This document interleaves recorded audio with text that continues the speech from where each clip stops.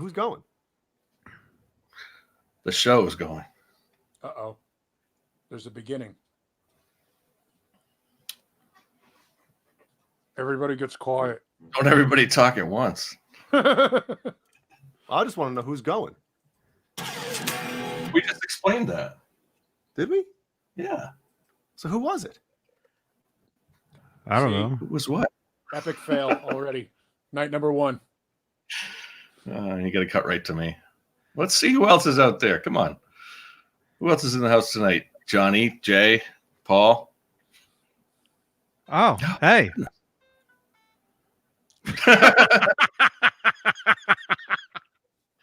Oh, there you go.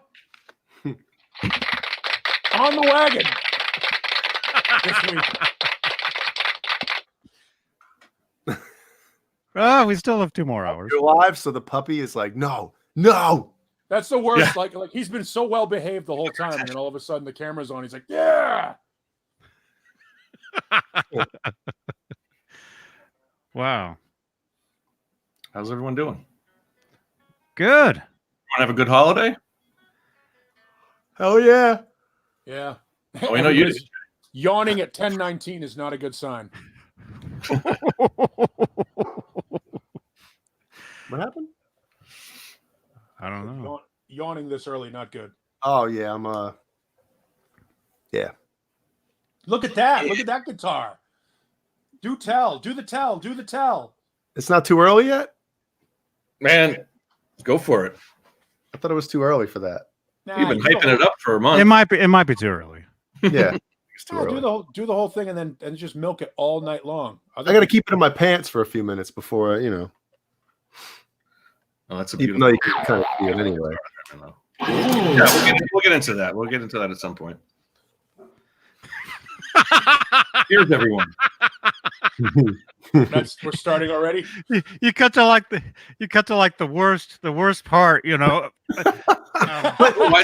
that the worst? It's like when you watch a baseball game and they quickly pan into like the dugout and you see like one of the coaches or players like picking their nose real quick and then they pan away. Oh, grabbing or they're At least I grabbing wasn't their picking my crotch, nose. scratching their balls. Oh, there he is. Net alert. Hey Johnny, you might want to do a quick PSA about the wrenches so nobody freaks out. The wrenches. Yeah, Is that our new punk band? we got to start it. Took him away. There we go. Yep. I had forgotten about that. Yeah, so the other day I cleaned like everything out on the channel here. So there's no more wrenches. Nobody has a wrench except like Jay and Nesdal and John BL. And then I unblocked like everybody that was blocked. Well, you told me that, and forgive me if you don't want this said on the air, but somebody was at whatever show it was, there was somebody that was like banning people that had a wrench and you didn't know who it was, right? Yeah. That happened before, and then it happened again the other day where all of a sudden people were like getting banned out of nowhere. So I just like deleted everything. Reset it. So Reset. Yeah. if anybody out there had a wrench that doesn't have one now, that's the reason. There's nothing personal going on. Sure, it wasn't Amanda. Falling Amanda asleep again? Huggington? I mean, dude, it's happened. It's happened to me before where, like, I don't know if it was on my cell phone. And remember that one time? Oh yeah, you can easily click on something and yes, send a flag or whatever a flag. Oh, it's like you're sitting there, going to sleep, and like you fall into your. Yeah, that's happened to me many times. Remember Ellie blocked somebody last year on Jeannie's phone, just like tapping stuff when she was watching. Well, that's what Jeannie said. Yeah, no, but next thing you know, I see in the chat, it's like Jeannie says has removed. I'm like, what, Jeannie? What are you doing? all of her clothes on. I need a bath. Oh, that's funny. Yeah, that's right, Sylvester. Yeah, we don't need it. We don't need any wrenches in here. Oh, Ned's picking on your couch Well, there, man. I'm just kind of throwing it out there so nobody thinks that like, oh, Johnny got rid of my wrench. You know what I mean? I just don't want people thinking that that's the reason. Yeah. No, it doesn't have to do with anybody. I Yeah. mean, it's just I figure just like the primary people should really have them, because we don't need people getting banned or blocked out of nowhere. And because I had looked through the all the blocked people. I can't tell you how many people were in there, and I just undid everything. Mhm. So that means we might see some sketchy people in here, though. So Yeah. maybe Let's But- see what kind of sketchy people. we've had our share of weirdos over the years, But Makes I'm assuming they're not even here anymore, Go lay down, buddy. So. Well, I mean, for the most part, we allow a lot of stuff in, but until if it you're, gets out of hand, exactly. yeah, if you're somebody that is going to post some BS stuff that just doesn't belong anywhere, then you're going to be booted. That's understandable, though. Yeah. I But what? never understood why people would just show up in like on a chat room or on a channel or something like that devoted to something just to fuck with people. Like at some point you think to yourself, if I you're don't not understand enjoying it what's either. going on, just walk away. Normal people think But like us. They're getting something out of it. Attention. Yeah, well, that's probably what it is. That's what does it for them, I guess. And we're giving it to them right now. So let's move on. Well said, Mr. Moderator, sir. Yeah. That's right. Oh my gosh. So what's the date today? It's December 28th. Anniversary of Lemmy's death. That's right, 29th over here. man. Yeah, rest in peace, Lemmy. He's all over my Facebook feed, man. Lemmy? Yeah. Yeah, it's funny. I wish Lemmy were as big in life as he is in death. Death is a great career move. I said that before. For whatever reason, you get bigger after you're no longer there. I mean, all of a sudden, Motorhead's on the docket for the Rock and Roll Hall of Fame. They're not going to get in, but all of a sudden, people are paying attention to a band who have I been think around that for 40 documentary was great too. That I don't know if that came out just before or just after he passed. What, Lemmy? Yeah, the documentary Lemmy. Oh no, that came out before. It was a couple of years Okay.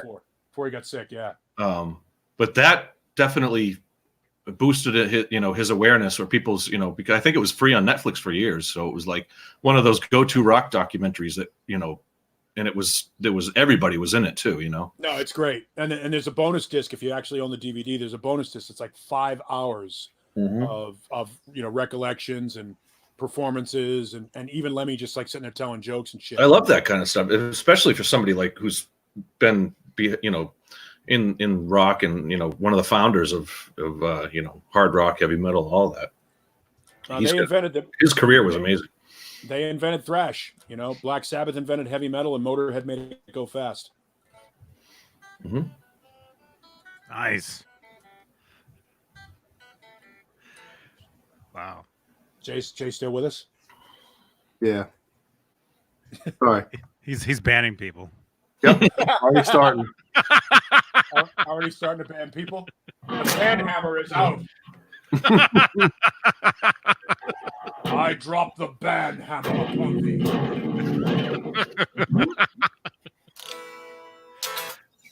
Wow. I was going to say something, but I forgot. Are you drinking tonight? Because I can What? tell you, drinking makes you forget things. No, it wasn't. Well, maybe something else.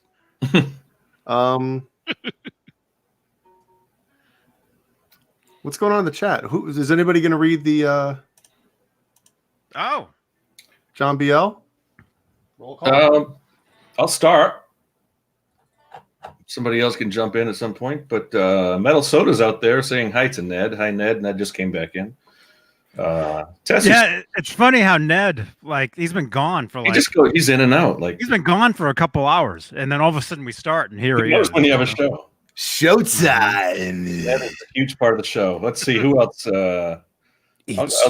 Quentin James, Krell Bar, Half Ace, Metal Soda, Silvestrado, Silvestrado, something like that. Alley Cat, John Bulware, Charlie S. Let's go back up. Nightbot's in the house. Mitch Heyman, Brendan Buttcheeks, Krellbar, if I haven't said that. 7/8, the Dog Paw, Quentin James, everybody who I've repeated 3 or 4 times. Yeah, that's those. That's who's talking tonight. Frank Corcoran, Andrew Walton, Andrew. Thomas Santiago. Now, why did you have to over affect the I don't know. Latino name? I guess you were it's almost kinda, it's the Mancuda effect. you were almost like a television news anchor who's telling you. This is And there's one in Boston that does it all the time too. Oh, yeah. Like, and I'm reporting live from Capitol Hill as we find that the Senate has got together live from Washington. It's Amalia Barata. You're like, Amalia oh, Jorge Quiroga. Jorge Quiroga is another great one. Yeah, yeah. Oh yeah, Boston. So yeah, everyone. Thank you everyone for joining us tonight. Hit the thumbs up and don't forget to subscribe as well. My favorite is watching like a Spanish broadcast, and I don't understand anything until like a name comes in. It's like I'm George Bush. That's all I understand. It's funny. I had Roth on shuffle this week in the truck. I was just driving around, and Sonrisa Salvaje comes up, and Yankee Rose comes on, and of course, there's no Spanish word for Yankee Rose. So it's para la fiero a la Yankee Rose. Wow. I've heard bits and pieces of that. Yeah, no, it's great. The whole I never album. thought about the intro to Yankee Rose though. Yeah, so it's That's too funny. Como bueno. Is it just the lyrics? They just re-recorded the lyrics for that, right? Yeah, Dave did that a couple of times. He did the entire Eat 'Em and Smile album in Spanish, and there are a couple of Van Halen albums that were released over. I know Van Halen 2 was done in Spanish as well, which I saw on cassette years ago at a secondhand store called Nuggets in Kenmore Square. And I should have bought it, and I didn't. I should have bought it in Spanish. Yeah. Wow. Yeah. Was it on Warner Brothers, or it was probably a different label? Maybe? It was. I'm guessing it was some sort of a Spanish, import of some sort. But then again, Dave had to is it Dave's voice? Obviously, yeah. Yeah. Wow. Yeah. Mm-hmm. And they finally did release Sonrisa Salvaje, like an indie label put it out a couple of years ago. But that was also on what label? Was on Warner Brothers. Yeah. Yeah, that was an official. Dude, that version is on Spotify as well as the real version of Eat 'Em and Smile. I have a bootleg of Sonrisa Salvaje, and then Wow. So what are the song titles in Spanish? yeah, What does Yankee Rose say? Yankee Rose? yeah. Here, I'll read them off to you here because they're hilarious. And obviously, we can't play any of it for copyright reasons. But you've got Yankee Rose. Shy Boy is Timido. Amnesia is Soy Facil. Then you have Noche de Honda en la Ciudad, which would be Ladies' Night in Buffalo. Loco del Calor, which is Crazy from the Heat, which you saw the video for that. That video exists. La Calle del Tabaco. There was a separate video for Crazy from the Heat. For Loco del Calor, yeah, absolutely. There's this video for Loco del Calor. And then La Calle del Tabaco, Ama de Casa Mayor, El Busca del Prieto. Well, I can't read that one because I can't see it. And then I love That's Life is Así es la vida. It is life. Yeah. But Shy Boy is hilarious because the hook is, Timido, Timido, Timido, Timido. So what my thing is, what if, because obviously if you read something in Spanish and translate it to English or vice versa, the syllables might not add up to the same thing. You know what I mean? Some of it is choppy. And just like, I don't know if you've ever, like when you watch the old Montevideo, Uruguay, or any of the Rio stuff that, when they do in South America, Dave's Spanish is cursory when he's trying to speak it, quote unquote, fluently. So my guess is that it's probably broken Spanish. I mean, I don't speak it fluently, so I couldn't tell you. But you can find that stuff on YouTube or whatever. And it's, he fires it off, but it's weird. It doesn't phonetically, it doesn't really match up to the songs that we're used to. And some of the music mixes are different as well. So like some of the guitars are up in the mix and everything. Oh wow, I didn't know. Well, I know that even not just the syllables matching up and stuff, but what about like words rhyming that, they're not going to rhyme in Spanish? I don't think they care. I don't think in that situation they don't care. Yeah. Because the audience that's buying that is not us, on the whole.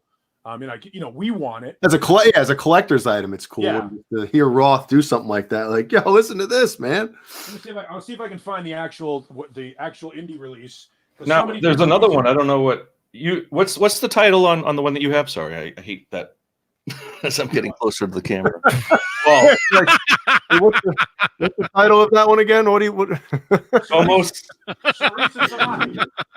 All right, so there's another one called Como y Sonre. I don't know if that's a different, but it's Comelios y Sonre. No, Sonrisa Salvaje is crazy. This is the Argentinian version. So there's another version? There's a Warner Brothers Argentinian version. This one's called Comelios y Sonre. It's probably the same one, but it's just a different title. The label that put this one out was called Friday Music.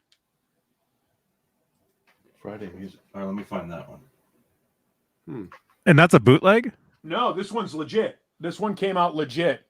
Somebody bought the licensing to it. Yeah, probably distribution deal they had with Warner. They're like, hey, we want to put it out over here or something. But it's it's the actual booklet and everything. There's a whole bunch of versions of the Sunre. Bissonet's picture is the best, man, with the sunglasses pulling them down. Like, yeah. Which one? Bissonette would maybe the greatest rock and roll mullet of the '80s. Yep. He looks like a mall. And he's got to hold the drumsticks up so he's the drummer. Right. Well, at least he gets on here as opposed to Brett Tuggle, who in all live situations, let's hear it for the keyboard player. He doesn't even have a name. Yeah, wasn't he kind of like half backstage too? Yeah. But he's like, he was the guy that when we're Roth, let's hear it for the keyboard player. Like, okay, so he doesn't even get a name. He doesn't even get billing. That's funny. Yeah, the bootleg of Sonrisa Salvaje has a whole bunch of other shit on it too.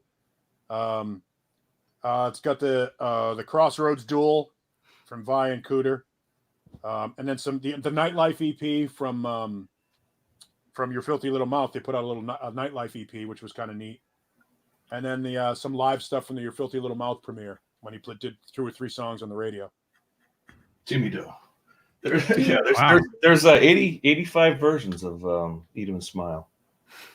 Did you listen to Timmy Doe? No, I just hang on. There we go. The track listing. Timmy Doe. Is it? Let me see if the Argentinian calls it Timmy Doe too. No, they're all different titles on the Argentinian one. It's because it's not the same language. And it doesn't have all of there's a couple ones that are taken out. Golpear y tritar, bump and grind. That's me and my Spanish. Volviendo loco, going crazy. Rosanna Yankee Rose. All right. Anyway. Thrash Metal says, someone playing some Slayer? That's wrong. I don't even know if that's right. Well, speaking of Slayer, I found some. They've probably been out for a little while, but some videos from the Clash of the Titans tour. Mm-hmm. 91, 92. Megadeth, Alice in Chains, Slayer, and Anthrax. There's some good out there. Full shows from all the bands that played in it, and one I was watching was from Miami, and they have all the sets from. So it's like the whole night. Sometime in 91, I think it was December of 91. And one of those, I never got to see it on that tour, but that was a crazy, Well, that's in my opinion. Well, I guess maybe it would be 92, because when did Countdown to Extinction come out? 92, right? I want to say 91. 94. No, Euthanasia, I think, was 94. Oh, you're right. Yeah. But Countdown, when you watch videos of Megadeth on tour, on the Countdown tour, they were on point. On point, man. I'm trying to find Thrash Metal says Slayer, 92. Anthrax, Megadeth. July 92. July 92. What was that? Alice in Chains opened. Wow. Yeah, and that was Alice in Chains was kind of the odd band on the bill for that. It was it kind of just before they went out with Van Halen, or maybe just after they went out with Van Halen for that tour? Well, what month was it? Let's check it. Van Halen started that tour with Alice in Chains in August '91. That was it right after, I think, after Alice in Chains played with Extreme. Yeah, Clash of the Titans. So it was from September 90 to July 91. So that was Alice in Chains was after that. I mean, Alice in Chains opening for Carnal Knowledge tour. Actually, John Biel, I don't know if what I said was right. I saw them in August of '91 is when I saw them. I don't know if the tour started in August. Oh, for Carnal Knowledge. Well, anyone?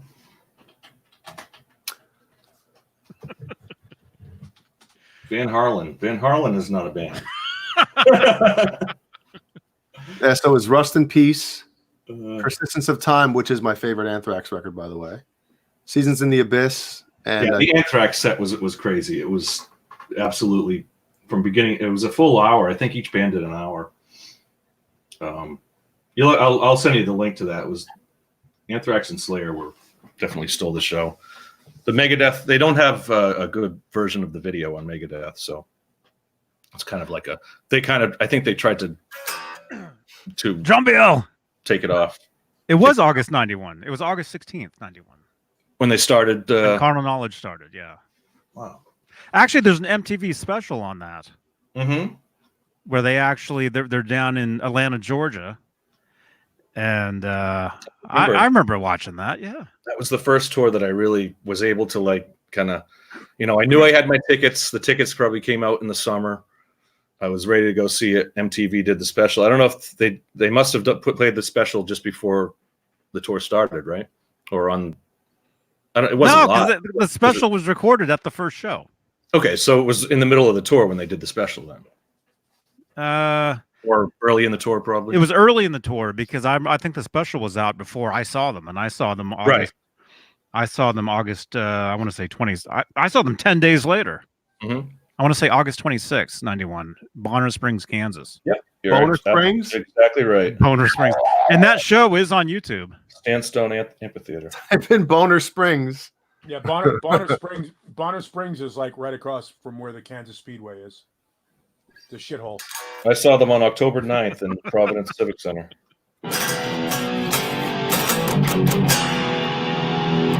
Anthrax is my favorite of the big four bands.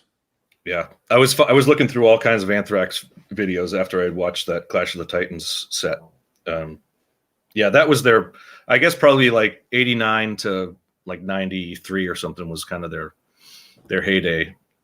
And then they fired Belladonna, which I was when did he leave?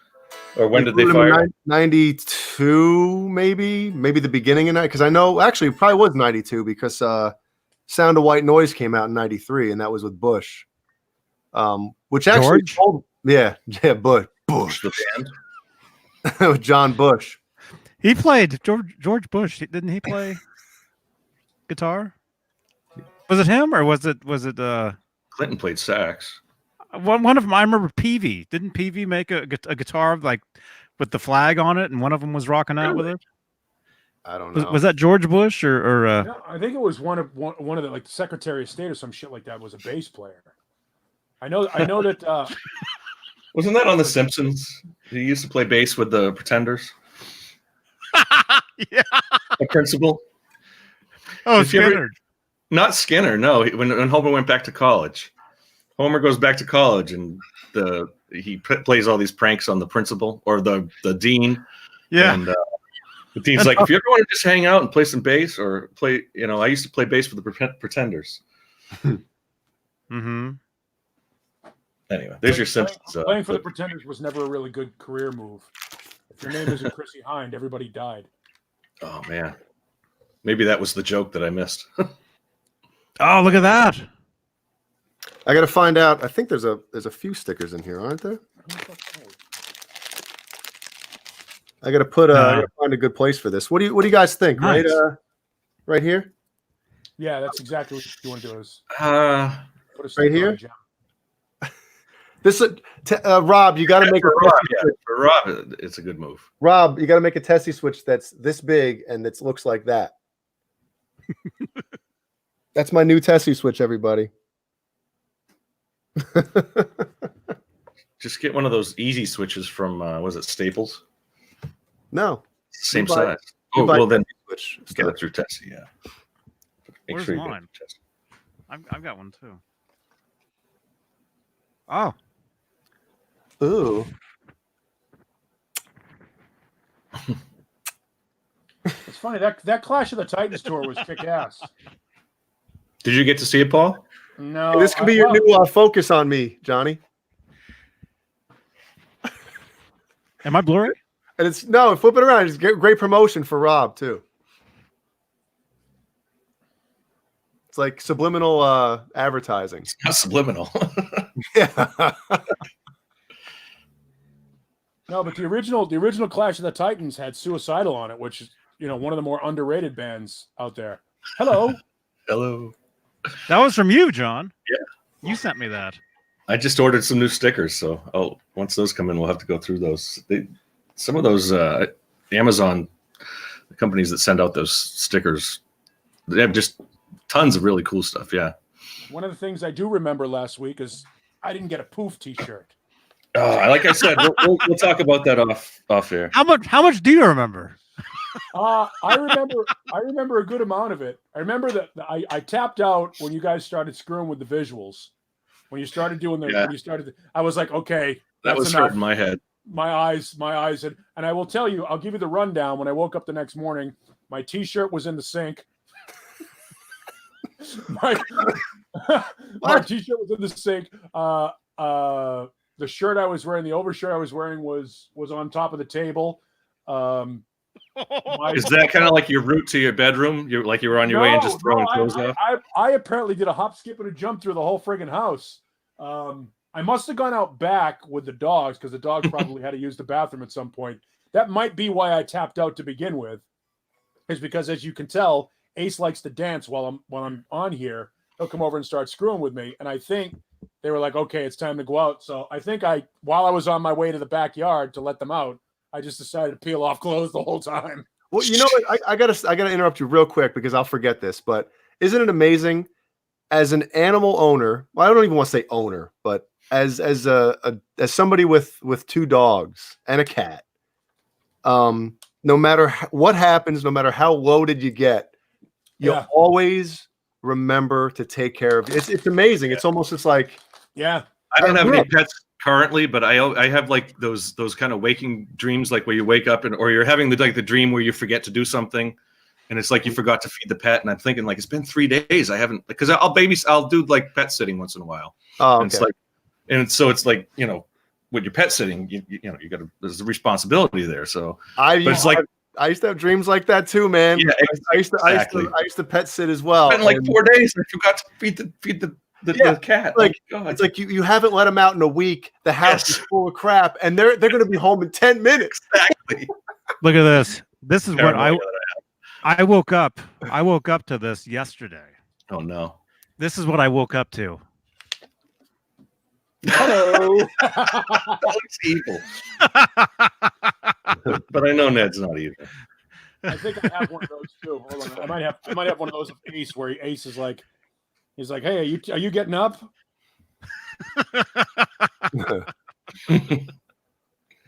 Danny Alexander says they are your kids. Exactly, man. There's just some things that no matter how whatever's happening, even if you black out, which hasn't happened in a long time, but happened about a week ago for me. Yeah, that's what I'm saying. And you still took care of your animals, man. No, and that's the funny part was, I mean, make no mistake about it. I passed out and woke up like 4 times in the night to let the dogs out. Did you rewatch what happened? Some of it, yeah. Well, if you watch it in reverse, you sober up pretty quick. So. No, that's the weird part about it. I mean, by the way, just for the record, for most of our conversation that you, me, and Caleb were having, where I was basically talking about the song and all that stuff, I was pretty buzzed all through that, but you didn't know up until the last 20% of that bottle. Dude. Finally, I took one last bang off of it. And I was like, oh boy, this just got ugly. Yeah, dude. We noticed. Like all of a sudden, you were different. By the way, that's how I wake up sometimes. Oh, like, what's up? How you doing? Ready to go? 100 pounds. Well, I thought you got pissed because you were trying to say something, but and excuse me if I'm wrong, but I think John Biel wouldn't let you get it out. No, he was. Were you here? He was saying that earlier. It was about. Oh no, you weren't here. That was, and I didn't get pissed because you'll notice. I don't know if you go back and watch it. I think right after I did it, I went like I don't give a shit. But he was making fun of the fact that I used the word aural, AURAL, instead of oral, and I went, and it was funny too because I went complete Casey Kasem on him. I was like, and I also want to know what happened to the pictures I was supposed to see because I go, I'm a little fucking tired of you giving me shit about the word I'm using here, and I also want to know where the fuck my T-shirt is. No, the short story is the guy isn't. He's moved. He's not in the same location, so it's he's in the process. He's in between places and in between. It was a little operation, the guy that I went through. So I just got to find another person to do the shirts. That's all. And for the benefit of those that have no idea that are on the live chat, I also literally the next morning made sure to send a text over to John to make sure he knew I wasn't really pissed. Because did I respond to you? I may not have. We didn't respond. I think you were like, "Fuck that guy." No, I had a lot of stuff to do on Sunday at a Christmas party and stuff, so I didn't check until later. What we've learned is no worries, though, Paul. No worries. Paul is a happy drunk. Mm-hmm. Oh, the whole Taco Bell thing too. Yeah, Taco Bell can cure it all. Yeah. Oh my god. Oh, yeah, we had. There was yeah. good funny messages with that. I won't show them. But is Andrew still in here? This one I can show. Except if he's still in here, I think I still have the chat here somewhere. I'll play that real quick, and then because if I don't play this soon, I'm not going to be able to play it. I remember that. Who in the chat can tell me what episode that's from? Johnny, I'm sure. Yeah, it's Night Boat, the crime-solving boat. Hey, John, when I sent that voice record there we go. thing, Crowbar got it. When I sent that voice record thing before, do you know what I was talking about? The Loopa Loopa. Loopa. The Loopa Loopa. Remember? Sounds familiar. We were doing the loop last week. Oh, yes. And you said, and I caught you. I guess I unmuted it at the time you said, a Loopa Loopa. And for a minute and a half, a Loopa Loopa. A Loopa Loopa. Yeah, that was fun. That was crazy. That was right. When you guys started doing that, I was like, all right. I was getting sick from that, I had enough. I'm out. Fuck it. And I think when I shut down, it looked like I fell into the camera. I was like, oh.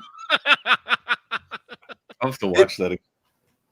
It honestly looked like you got pissed because you couldn't say what you were trying to say, and you were just like, fuck it, and just signed off.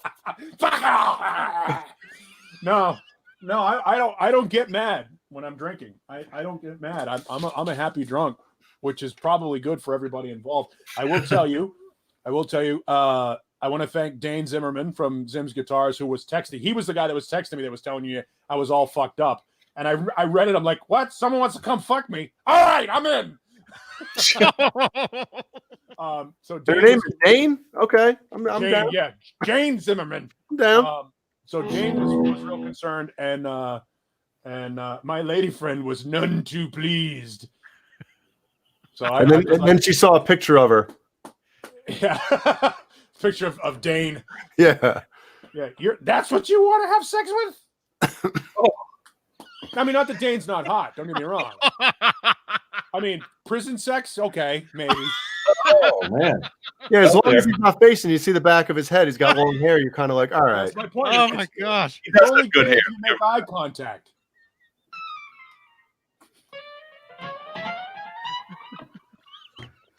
Not that there's anything wrong with it. No. Yeah, there's nothing wrong with any of that. Hey, Dwight having Bailey. sex with Dane, I'm guessing there are a lot of things wrong with that. Well, speaking of guitars, I might as well, There it is. even though I showed it before, but I might as well show it again.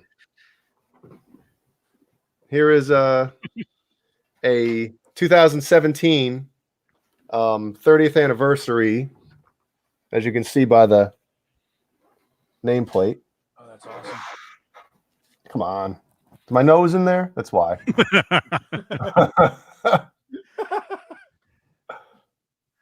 There we go. And it is number 52. Now, are those Japanese? Oh, yeah. Okay. Yep. Wouldn't have it any other way. And for those of you who haven't been watching, this is Cameron Brown's gem. And it's awesome. Well, now it's mine, but it was his. How about that? It was Cameron Brown's gem. Mm-hmm. And that was your big Christmas. Oh, yeah. This is Christmas for however long. Yeah, this is awesome. For And- every Christmas from now on. Well, for the decade. For the decade. See how I worked that in there? This decade. So, I mean, The the next- guitar play, you know, we talked before the. How thick is the body? It looks like it's almost like a 2-inch, but it's probably just on camera. Yeah, it's normal. But it's awesome. You know, the one thing that I thought I would really enjoy, and I kind of find, I don't want to say distracting, but I was really excited for the last 4 frets on a gem are scalloped, right? And I was really excited about that. I'm like, man, that's gotta be awesome. It's almost like if you have to go up and hit those, especially if like you're tapping something on the 24th fret, it almost feels like all of a sudden you're playing a different guitar, and it's I don't know if I like it, but it's cool. I mean, how often do you really go up there? And Feels awkward. Yeah, If it you've got- feels awkward. It's like it's distracting. It's like, whoa, that doesn't feel right. Doesn't feel right. But and if you've got hamburger fingers too, like ham-fisted fingers, you can't really even fret up there because you fret out on it because your finger's too fat, and it just goes right over the top those frets, and you got to really sort of turn your hand to get your fingertip in there to really fret something, and good luck trying to fucking bend it. yeah, it does. I thought it was going to be easier, like you dig in. But I'm telling you, it's like if you're used to playing a certain way and feeling a different guitar, all of a sudden you go up there and it literally feels like it's a different guitar on those last couple of frets. I mean, it's still cool. Don't Why get they me made wrong. that choice then? I mean, What was that? I wonder why they made that choice. Vi for some reason Yeah. wanted it. Just like the monkey grip. Why? Just But he why? also has guitars with full scalloped fretboards, doesn't he? All Yeah. the way. Yeah. Well, he probably has a guitar with every option. you could He's imagine. used to. I mean, he can switch back and forth. That's probably what it comes down to. He can switch back and forth without feeling a difference, or for a reason. I think the first guy that did the scalloping that made it famous was Blackmore. Blackmore was the first guy, I think, that dug those things out. And You then know, to do it. Ingve followed him. Yeah, well, everything Blackmore did, Ingve did afterwards, and tried. Well, one of the coolest things about this guitar is that. Yeah, that's cool. Yep. It's really, really cool. Really done well. Yep. Just adds a little 2-dimension, 3-dimension, some depth to the Yeah. guitar. Now, let me ask you a question: Is because on the camera, and this is common for the original gems, are those pickups vivid pink, or have they already faded a little bit, or were they pre-faded when when they buy it? I thought they would be more vivid because I'll show you the difference. Hold on. Let me Because the original ones were vivid and then faded very, very quickly. yeah. A lot of the original gems do that. I'll show you the difference between the RG that has the bare knuckles. I mean, you could see that, instantly. Yeah. I mean, this doesn't look like I'm holding these guitars up right now. The yellow isn't what the yellow looks like in real life. No. Do you think they use the same body blanks? The same body? Is it the same style? Yeah. I mean, they're almost identical, right? Yeah, The same, so yeah. the Almost. probably The gem is cut a Obviously, it's little bit more wider. severe.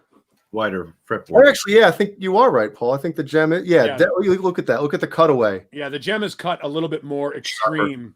Yeah. Slightly, yeah. It's a deeper and a little bit wider. It's a little bit wider body.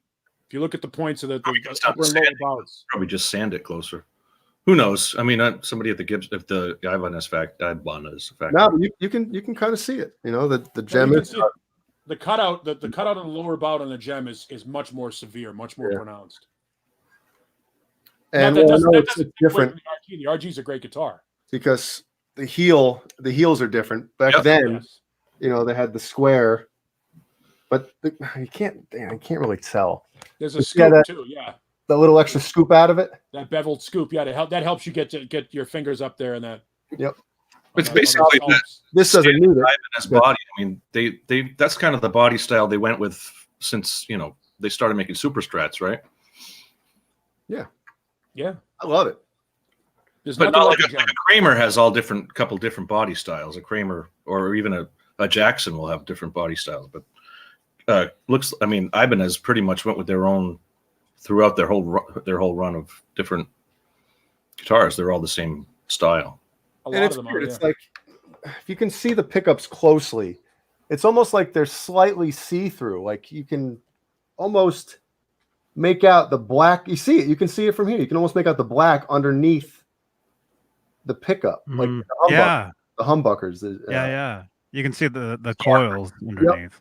And the single coil pickup is solid, but The middle one looks significantly different. it's almost like peach. Mm-hmm. Salmon. Now, and that's the difference. Like the bare knuckles, I mean, geez, these things are these are hot pink, and they kind of look purplish on here, but that doesn't really, but they're more vivid, and you can't see through them at all. That's the one thing I'm kind of think is weird. It's like when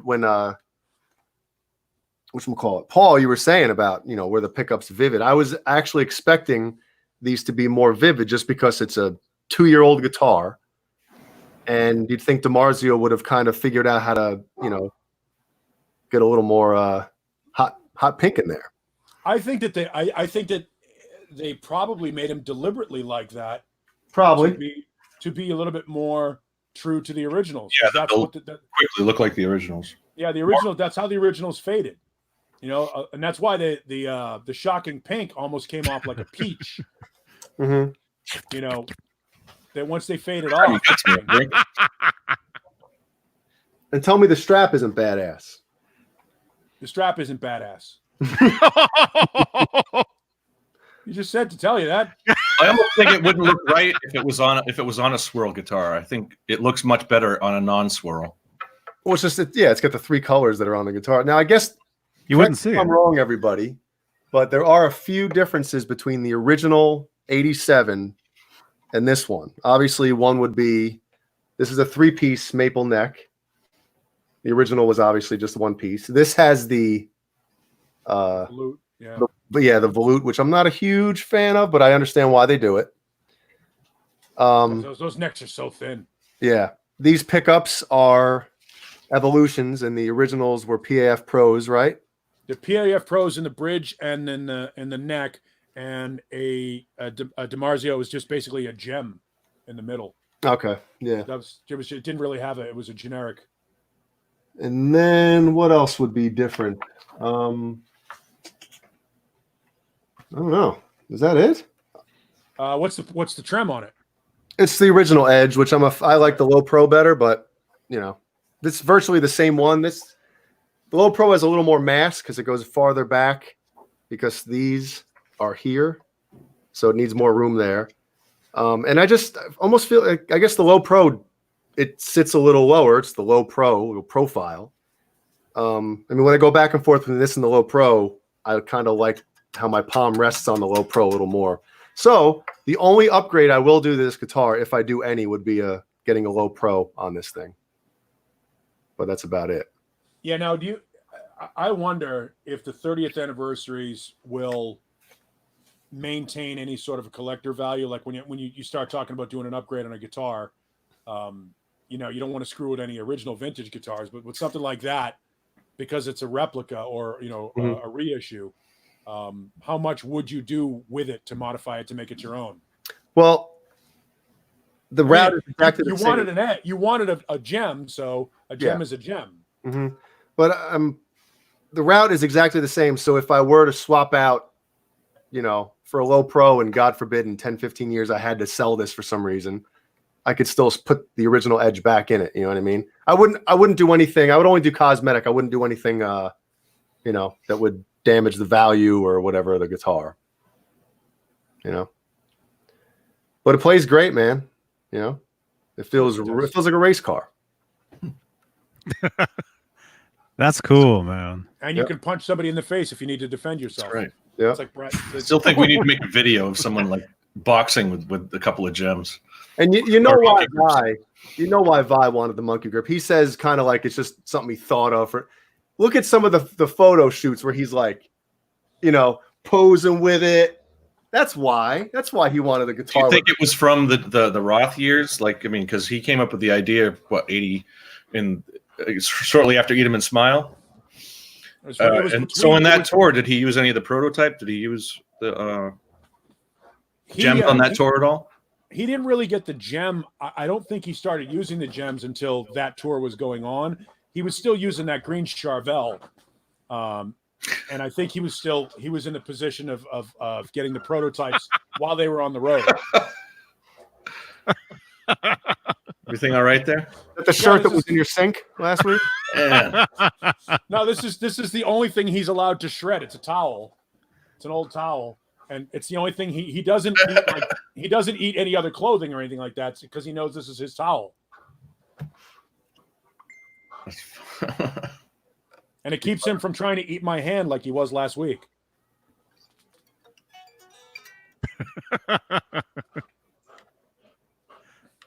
That's right. So it's who is it? Tube Supio says performance guitars that he was using before the gems came out also had the monkey grips. Yeah, but it wasn't really a monkey grip as much as it was kind of an oval that was cut out. It didn't have the hand thing on it. And I think performance was Joe Despagni anyway, right? The guy that he designed, that helped design the original. That was the Flame, right? Yeah, Flame was one of the performance ones. Yeah, a guy named Joe Despagni, I think is the guy that he was dealing with back then, making guitars for him.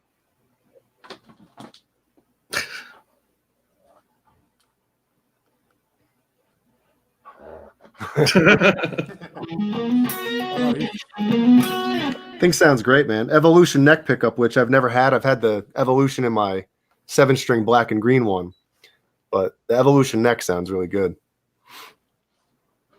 Now you've had an Evolution, and you've got an RG 550, right? No. So what's that RG that you have? It's the RG 7 something. Oh, all right. I don't know the model number. So there's a discernible difference between a gem and the others, correct? Gem and Universe, I would say they're kind of like almost, they feel kind of the same, just 1.6 and 1.7. But the RG definitely has a little more shoulders on the neck, but they still feel like Ibanez guitars, which is why I like them, I guess. But the gem there's just something about these, especially the older shaped necks and the thinness of those necks.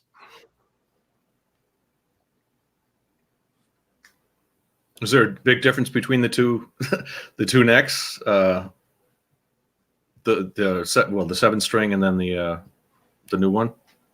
The older Universe that I have, that one feels closer to what this is, because this is pretty damn thin. Mm-hmm. But the newer one's a little thick. I wouldn't say thicker, but it has, as Dave and everybody calls them, the shoulders. Like it doesn't round right off. Like this one, virtually that neck, it rounds right back. Where this one, it kind of goes out and then kind of gets flat in the back. But they still feel great. And I guess having a thinner neck on a 7-string kind of makes it easier, the transition. Yeah, they are obviously noticeably wider. So right, when you were holding the two, you could see it absolutely. Mm-hmm. Yep. Oh yeah, that's quite a bit wider. And then you see somebody playing an 8-string, looks like they got a goalie leg pad. It's funny. I like how Vi did the 7-string for a while, and then has come back to 6 and just says the hell with it, and just has a second one, the down tune. Pretty much has done away with playing his 7s. Well, if I play this for 5 minutes and then pick that one up, it takes a few minutes to have it feel normal again. So maybe that's why he just feels like if he commits to one, it's a little difficult going back and forth. So yeah, I would assume so in a live environment that would be weird. Did he play the 7 strings a long time, like for years? No, he would always play it on specific songs, right? If he was playing them live, he would have the 6-string songs or the 7-string songs. He'd do shit like Bad Horsey and stuff that he had to really, dig down and chunk on. Well, no, I think the Universe was his main guitar for the Vi Snake tour, right? He played the Universe on there, and then obviously the Passion and Warfare tour. Did you say Vi Snake? Yeah, that's what it was dubbed, right? Yeah. Did he actually? Are you talking about a Passion and Warfare tour back in the day, or the newer one that? No, so he actually did have his own tour, because I know he was out I think with Whitesnake at the time, right? Mm-hmm. Yeah. The time that album came out. Passion and Warfare came out before, and then in 89 he was in Whitesnake. Until at least 90, I guess, was the Donington show. 90, yeah. That's the. And then he did. Then he did my favorite project, which is the Vi Band. I love that. I love Devin that Townsend. Yeah, Devin Townsend, T.M. Stevens, and Terry Bozzio. Yeah. That's a sick band. And that was the thing that really introduced me to Devin, who's a no slouch on guitar himself. Oh, he's great. He's all overall, yeah. And arguably the greatest metal voice I've ever heard. Just insane. Well, I think at that point, Steve was he's done with being the backup or the not being up front. He's now doing not being the support guy anymore, I guess. Yeah, or a sideman, yeah. Yeah. So because from that point on, I don't think unless he did a reunion with Whitesnake or something like that, that was about it. Well, because that album didn't do well. It did okay, but in comparison, you remember that record came out right at the end. Tour had to be huge. Grunge happened. Headline Donington in '90, so that was, that was a giant tour. No, I'm talking the, Sex and Religion album. Oh no, the Sex and Religion record stiffed. Yeah. Well, I mean, the only Vi album that really was went crazy was Passion and Warfare. I mean, aside from guitarists and stuff, from a pop perspective anyway. Not that it was pop, but it was on MTV. Well, yeah, when Alien Love Secrets came out, that EP, that's when grunge was in, because I was going to school listening to that, and people were like, Yeah, I tried to get into what was the Flexible. Back in the day, I had that cassette, and I never really. It was Zappa for you, right? Yeah. Nowadays, that's the stuff I like, the Zappa stuff, and I had that on vinyl. Yeah, Flexible. I think I'd enjoy it now. I should go back to it and check it out. Yeah, John Beale, you should check it out. John Beale, check it out. John Beale, tell yourself to. Let's see how many versions of Flexible there were. Yeah, I like Flexible now better than I did back in the day, because Passion and Warfare was the first time I heard Vi solo. You know what I mean? That. Obviously, that's when most people, I think, got into him. Well, I got into him in Alcatraz when he did. Yeah, see, I was too young for that. I had no idea. Obviously, versions of Flexible. You dig this, Jay? This is it's basically backing tracks of all the Vi records. Yes, it's like a 5-disc set of backing tracks and rhythm tracks that you could just sort of jam with. And then when you realize, I'm not doing anything remotely as cool as he did. No, that's when you just put the guitar down and leave it alone. As Nigel Tufnell would say, just step away. Speaking of that, I gotta step away for a second. Of course you do. He'll never finish the Secret Jewel box, and I know that there's a secret to the Jewel box, and I know what the secret is, and I'm not going to tell people because I'm not going to spoil it. But somebody just suggested don't forget about Flexible Leftovers. What are you talking about? There's a secret. I mean, don't tell the secret. Of course, I won't forget Flexible Leftovers. Why would I? Yeah, there's a lot of Zappa on that. Yeah. It was Or 84. what He had just, I think he was with Zappa till I think 83, or maybe Alcatraz in 83. I don't remember. Alcatraz 83 and 84. The Secret Jewel box, for those that don't know, is a 10 CD box set that he's only up to. It was released in like 1996 or something like that, and it's not even done. I mean, the music is done. He just won't release shit out of it. I think I've got 7 of the discs. 2001. Is it 2001? All right. See, so it's been almost 20 years. And hang on, I'll grab it for those who've never seen it. They only made, I don't know. So it looks like it's a kind of a best of. It's got a lot of his movie music. Yeah, kind of. Mine's a little dusty. Oh, you think? Just a little, huh? It's a little dusty. So there's your Secret Jewel box. Oh, cool, man. And on the bottom, it's got one of my backstage passes from when I saw him way back when. Nice. But you open it up, and it's like a jewelry box, like one of those kids' jewelry boxes. And it's got a mirror so you can look sexy. Oh, he should have put one of those little, like a little player, like a music box player in it. Yeah, one of his songs. cool. He should have put a fan. He should have put a fan in it so it blows your hair back. Yes. Like him on stage, So it's so you got 3 picks in it, and then all the stuff that's in it. It's like I'm up to 1, 2, 3, 4, 5, 6, 7. There's 7 discs that have been released from it. You won't be able to see it, but it's a lot of Frank Zappa stuff and like the 7th song and Modern Primitive. The stuff that he's been putting out, and it's got amazing shit on it, but there's a secret to it that I won't give away that I'm sure somebody in the chat will probably talk about. Well, Fruitcake Tony is right. He said most people got into Vi when he was with Roth, and that is correct. Because all of a sudden the mainstream was like, "Who's this guy taking over for Eddie Van Halen?" That dethroned him as the guitar player of the year, the guitar player of the moment at the time.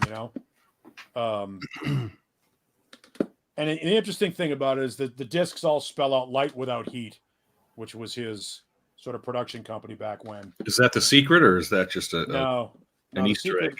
The secret is I won't tell you, but okay. I know it's there. And here's the thing: I know the secret.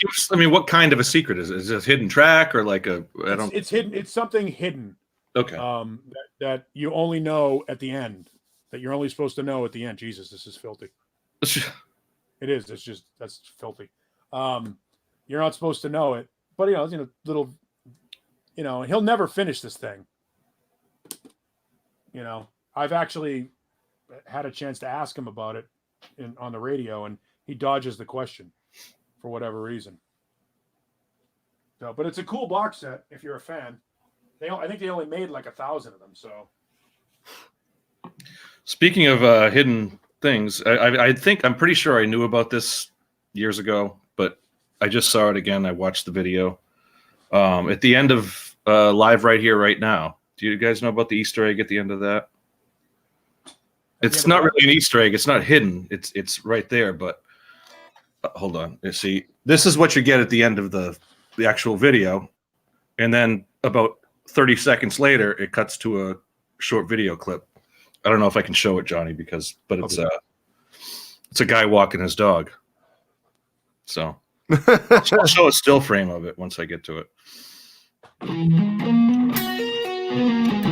It's the three-legged dog. Oh, the Alice in Chains thing, yeah. Oh, that's the Alice in Chains dog? I don't know if it's the Alice in Chains dog or what it is. That's kind of my question was. Tripod. Pause. I can't pause it. It won't pause. Yeah, it's a tripod. There we go.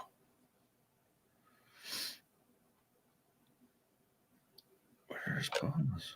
Is Andrew still in here? Do I have to play? So it's just this guy walking his dog. That's a three-legged dog. Oh, but where's Johnny? I'm pretty sure I remember that from back in the day, but I may have just discovered it. I don't think I did. Yeah, anyway. Krellbar's right. Vi did play on a couple of tracks on Album from Public Image Limited, which is also a phenomenal record. Johnny, do you remember that little clip? Did you What? see that? Did you see what I was talking about? The little Easter egg at the end of Right Here, Right Now. It's at the end of it? Here. This is what you get for about 30 seconds at the end of the, and then it comes into that. Yeah. Okay. Yeah, I You remember that. remember, all right? Because I had only kind of rediscovered it. I didn't remember it, and I watched it, and I'm like, oh wow, I didn't remember that. Wow. Well, I haven't seen that in a long time. I watched, as much as we like to, Right Here, Right Now wasn't everyone's favorite live album. There's some value to it. There is some. Well, you're right. It wasn't a live album, but there's some value to it. It's actually. I mean, it's Van Halen, and maybe it was recorded partly in the studio, but it's cool. But the thing that remains is that the whole concert goes on from beginning to end, and it's kind of like the same concert that you would have gone to. So it's just parts are re-recorded here and there, obviously. But I don't know. I enjoyed it. I enjoyed watching that video. Them seeing Sammy in different outfits back and forth, different jarring. But if you look at it with the perspective, knowing that it's more like a music video than a live concert video. Before I even knew that it was re-recorded, I remember because me and my brother, we got it on a laser disc. Well, the guy gives the intro. The director gives the intro. We did it over 2 nights, and we combined the footage. No, so I know, but it tells you right there. It was pieced together. Even if that, whatever, just watching that as a concert, in my opinion, it takes you out of it. That's what when I first saw it, before I knew that it was, before I knew the whole thing behind it, I felt that way too. Yeah, because it is kind of jarring, especially when he's got 3 different outfits on one song. Good night, Tessie Switch. Oh, good night, Rob. That's his name, Rob. By the way, yes, Vistalite. Public Image Limited it's actually a post-punk band. It's not really punk. It's more like postmodern punk. It's a little more electronic, a little more dancey. Who was wasn't it the guy from what band was he from? Yeah, it's John Lydon from the John Lydon from Sex Pistols. Yeah. There was something else I wanted to say. Oh, can I show you guys some other goodies I got from Santa? Sure. Please. Yes. I didn't get I have an anything, unboxing. so- Unboxing. Before, if Rob's still in Even here, unboxings? he also sent me a pack of these picks. Come on, do it. Come on, focus. Come on, focus it. Come on, it's right there. The chopper. What are you waiting for? Come on. Shit. You're one ugly motherfucker. So Come on, Come on, do it. Do it now. do it. It's right there. But I got any Ibanez owners have one of these? What the fuck is that? Ejac. So if you have a flat tire, Well, read the bottom. intonation adjuster, adjuster. For Ed. So I guess I might as well pop it open on the air, right? It's an unboxing. Pop it open. Yeah. Buff it, Now Package. Now go in there and set all your intonation right now. buff it open. No, Pop open the Ejac. See how it works. That's kind of cool.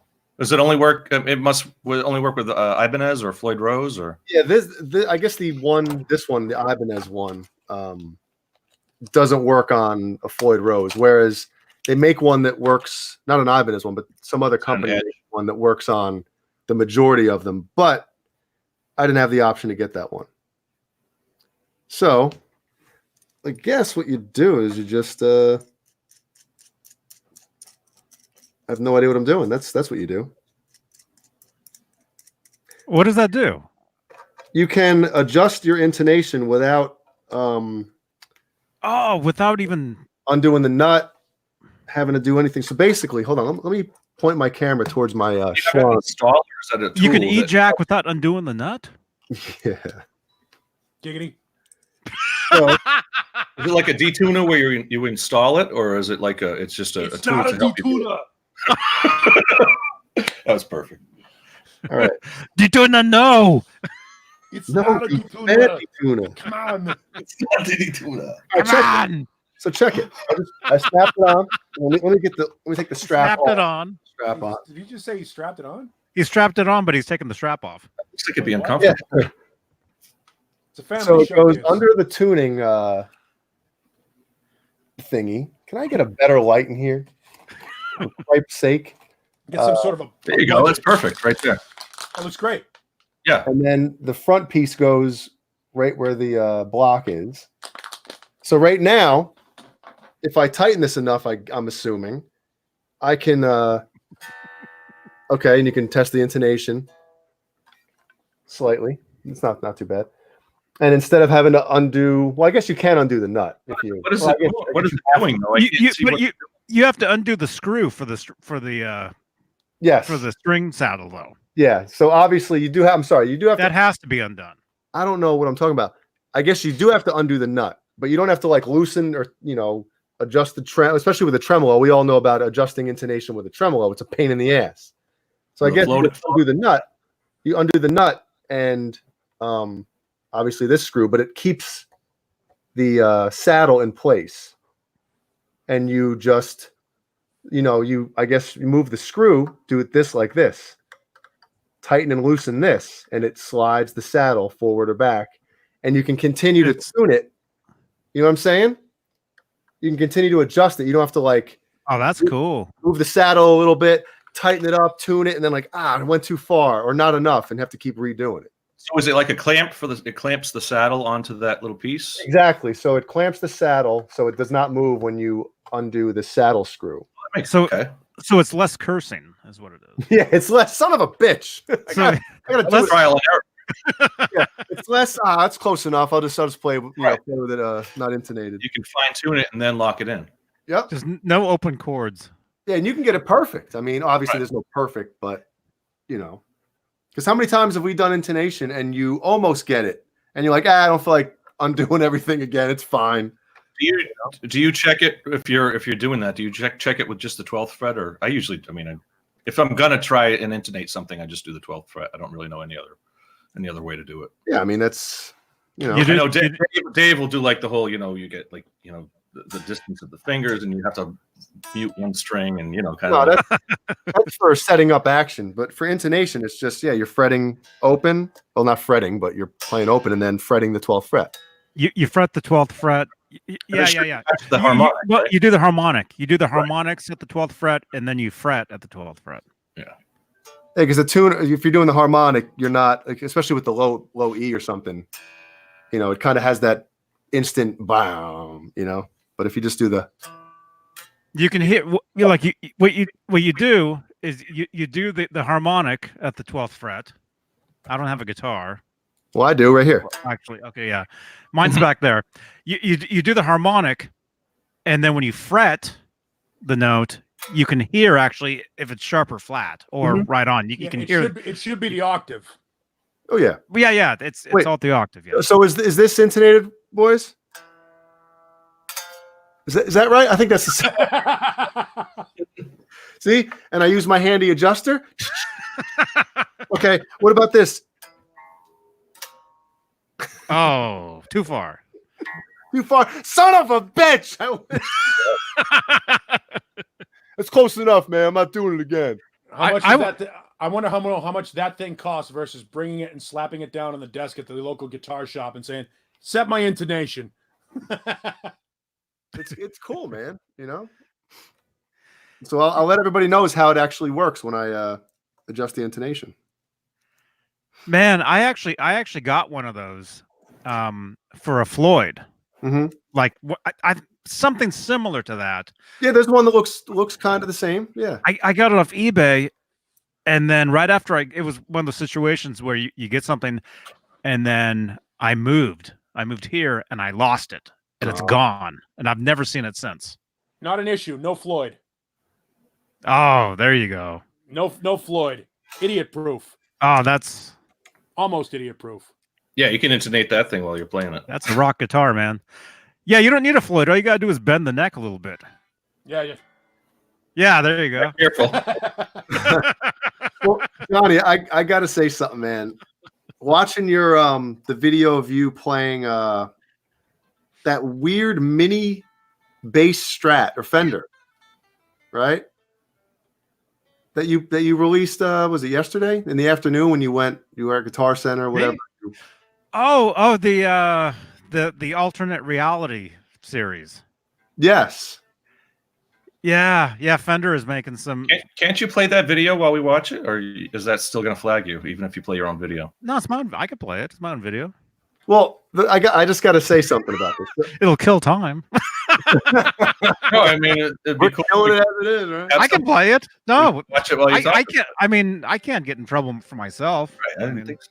Well, I got to say something about that video. It cracked me up. I started giggling. So this guitar it doesn't have a Floyd on it. It's got, what is it called? The vintage trim or what the hell? Big speed. I'll load it up. What is that thing called? Oh, here comes trouble. Yeah. No, they are. It's a vintage trim, whatever. Unless it's got the 2-pole is the new trim, and then the 6 saddle is the vintage trim. So the plug, which I hate, I know the bass guitars were like this, but it's like down here. You know what I mean? The input jack is here. So Johnny's playing this thing. The bar is hitting the oh, right. And I'm thinking to myself, screw the fucking thing in. Like, take out the jack or take out the plug and screw the bar in because it was like just dangling, Here's that part. I can play that part. And then, okay, play the video and then I'll tell you my the final of this story because I giggled. How do we do this? You can screen share on your computer. I have to log into the. Hang on, I'll do it. And then Mike. Well, here while I'm doing that, everybody, there he is. Speaking of everybody in the chat, give a big Johnny B shout out to the captain. It's the captain, everybody. It's the captain here. This is the part of the show that is completely killing time right now. I'm like just thrown into the mech. Killing time. So yeah, you know how Johnny's always talking about hello. Yeah.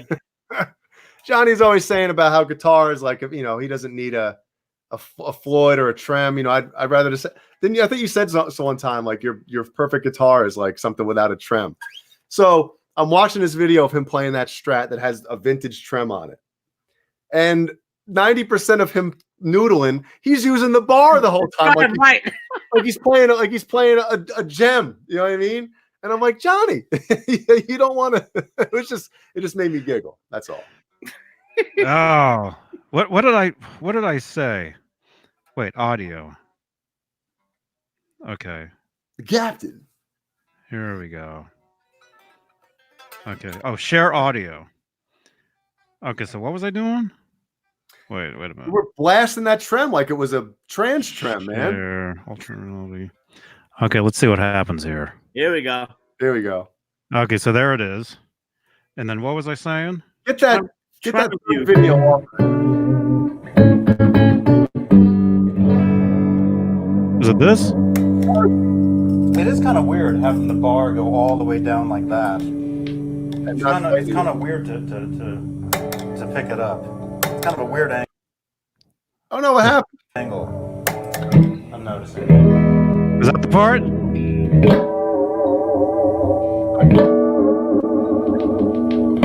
Because it kept hitting the what do you call it? Well, I know about that. Now I'm saying it's like grabbing that bar. Yeah, it's kind of strange. I think the bar would have to actually be like tight Screw it to in. be able to grab it because it. I don't know. Yeah, it's kind of weird. I'm not used to that. That bar sucks. That's like when in the 80s when Fender started making those, when Fender cheaped out after they sold out, they cheaped out and they stopped beveling the body and had the jack straight out like they do on an SG. That fucks everything up. They cheaped out for a while in the early 80s. I remember when Fender did that. Their Strats were horrible. Mm. Well, I think I wasn't explaining it the right. I think thinking back, watching that video, what I meant by the thing being weird Oh, hey, John. Oh, I didn't even know you were gone. I'm back. I think what was That's a happening. refill. Refill time. I think what was happening was the way the angle that it was sitting at, because you plug in directly on the face of the guitar. Yeah.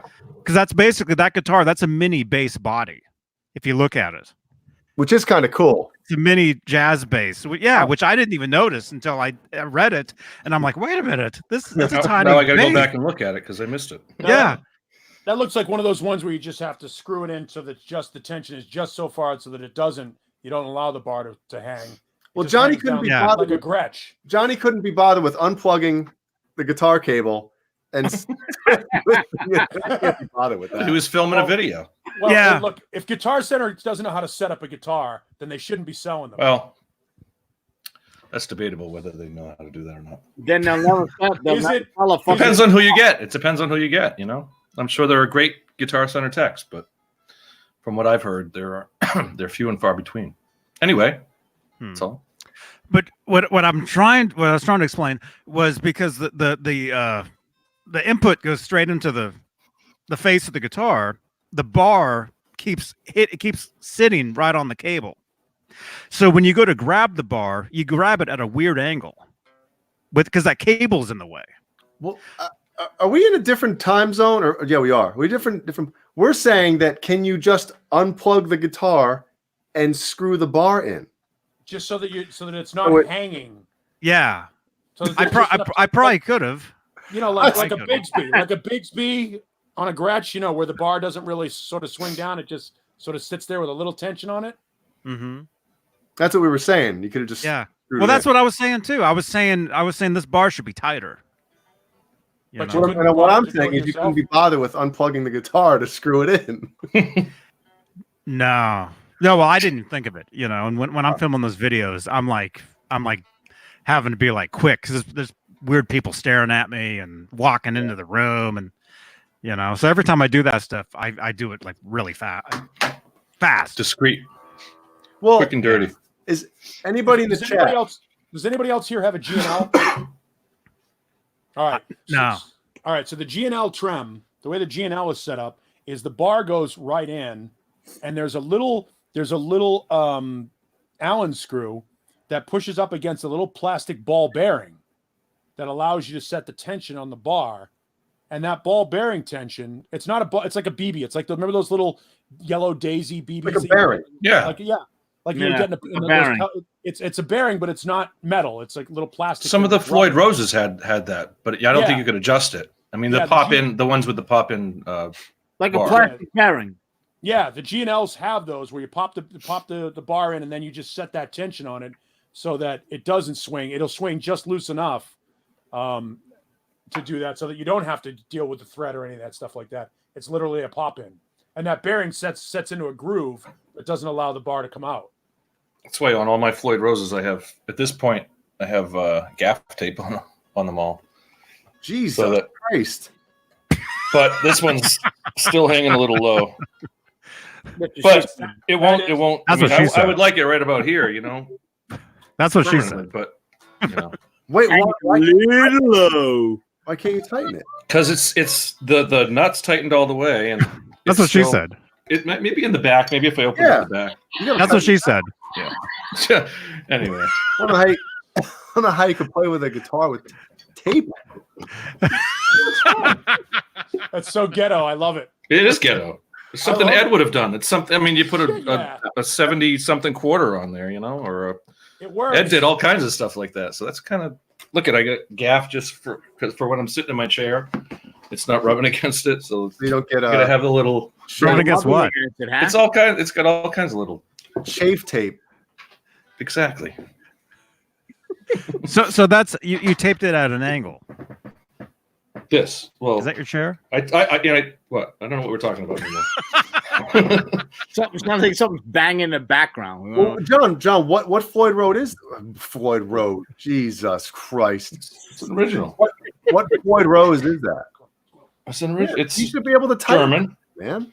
All right, let's see if I may as well do it now then. Pop the back open. Yeah.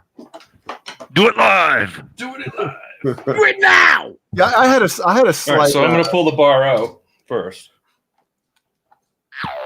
Seemed pretty tight to me. Well, I'll have to take the tape off, and then I'll explain what I'm dealing with here. See, That's not me. I mean, I can certainly tighten it all the way down there, but then it's still. Yeah, it's the collar, right? In the if Yeah. you pop open the back, you should be able to. All right, let me open the back. I don't like those ones. Well, I have two of them on this one and my Jackson. They're both.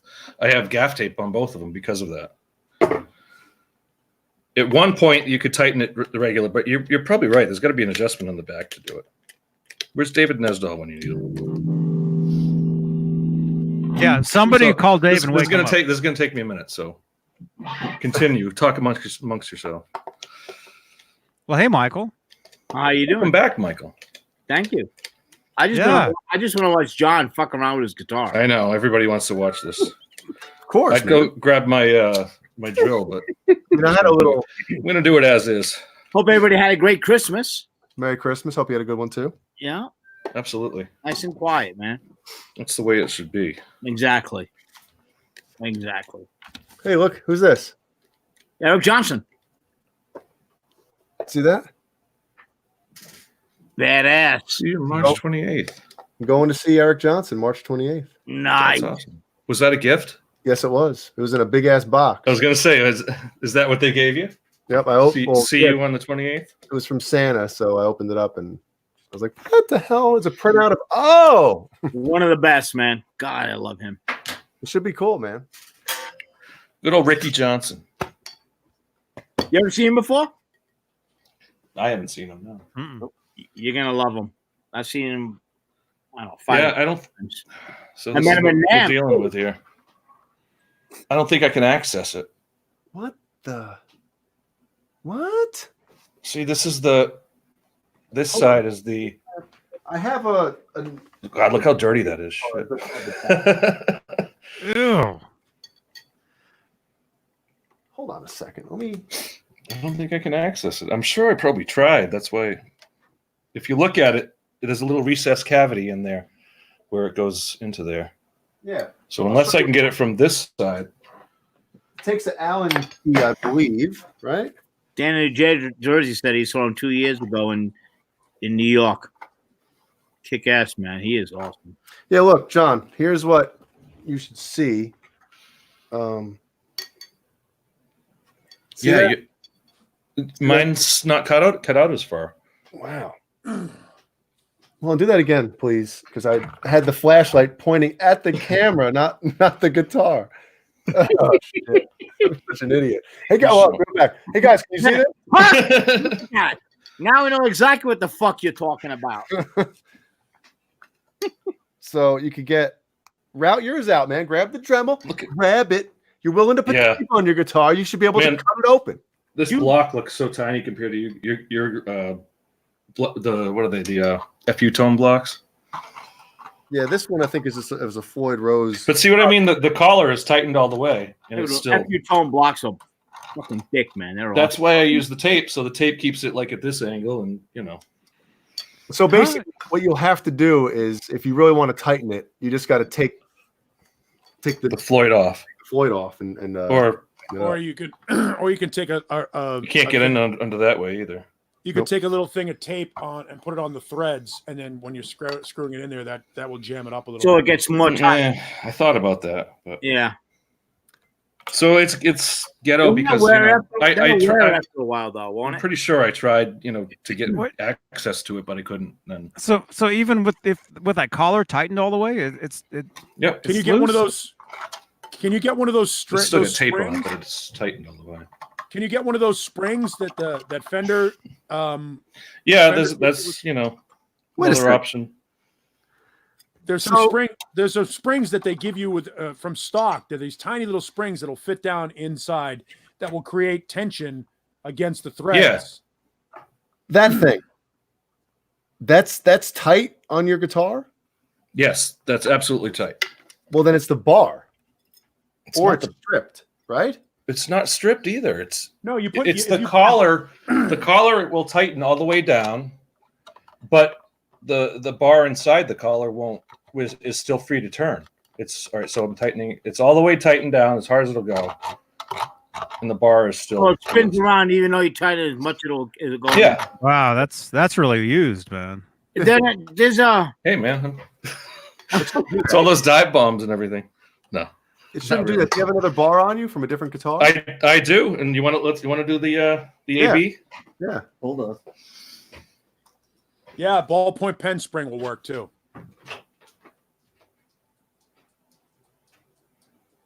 You just Wonder if need it's got a something to different fill- brand. something to fill the space and put a little bit of tension on that so that it won't spin like that yeah, freely. exactly.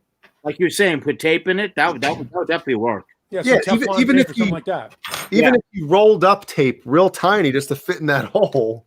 Yeah, it's gonna stop it from spinning around like that. Yeah, be able to Same get- here. Well, I'm sure there was The tape on it. some kind of a washer or Cotton. something in there that just got worn out. This one I can actually access the back on. I can see that nut there. But So same tighten thing. that. I got the tape on it. And let me take the tape off, and I'll show you how loose it is. Loopa loopa. Well, no, how about this then? Grab it when you take it off. If you still can't get it tight, turn it around every now and then. I get a little closer. Turn it around and see, move the bar and see if you can see that screw or whatever the hell it is move. And if you can't, then maybe you have the wrong bars, the wrong brand's bar in there. The wrong brand's bars and bars and bars. I don't know. The wrong brand's bars and BL's. No, I can't get BL bars. Bars. BL's BC Rich.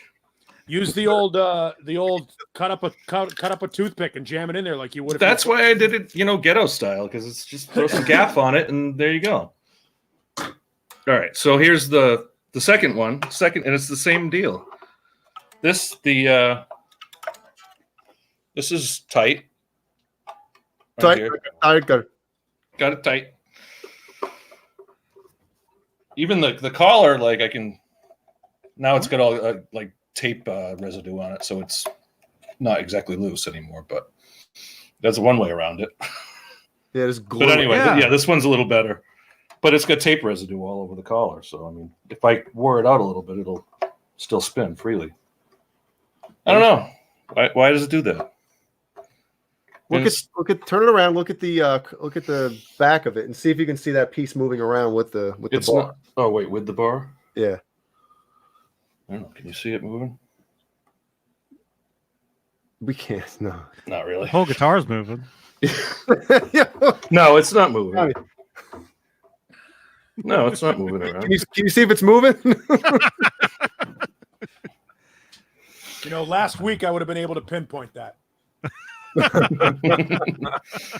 Oh My well. rapid eye movement was at the same speed. So I wonder. It's weird that it does that. It's a unique problem, huh? Yeah, I would say Interesting. so. Hold And the it's bar, the I don't two know that- Floyds that I have. The only two Floyds that I have. hold your bar up like this. Hey, whip it out. Hey, What? hold on. Wait, I gotta take that tape crap off of it. Does it look like you have the same? Oh yeah, look. See, it's the same. Flip it over.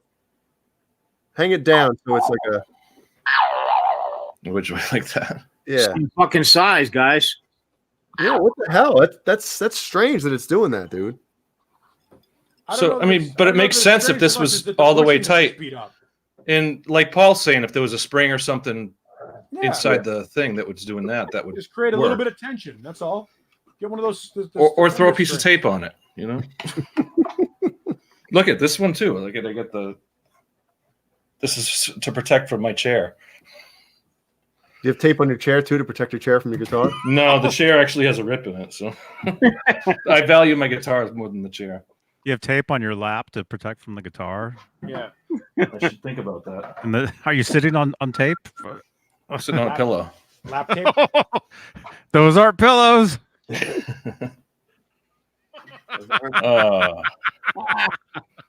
Yeah, I should probably clean my my BC Rich. This thing's not looking good. What the fuck is that? Oh, the fuck! I've been meaning to do that. No, you haven't because you No. Well, no, I'll tell you. I send it out to the tech, the guy that does, setups and stuff for me, and all I could send it in any condition and it'll come back just like new. So I've been putting that off, bringing it out to him. So somebody's got to send John a set of pickups to put in one of his guitars just so he can be like, holy shit. Call me. Try the difference. God damn it. No, I believe you guys. Absolutely. all your guitars stock, don't you? Yeah, at this point, pretty much. Yeah. Back in the day, I'll volunteer. I'll volunteer. Wow. You want to send me a pickup? Yeah. Hey, I'll try it. Yeah. What are you thinking? Yeah, what are you thinking? What would I put it in? Well, I'm still working on that 78. I know what you're going to 78 is going to be the one that I'm. Huh? I know where you're going to put it in. That's why that'll give me an excuse to finish the 78. No. It can't be a guitar that you're building. It's got to be in one of your existing guitars so you can be like, whoa. I can experiment with. Then I'll do it on this one. I'll do it on my Jackson. Michael? Bo? Wait, what? What? And those are Suggestion from everybody in the chat room.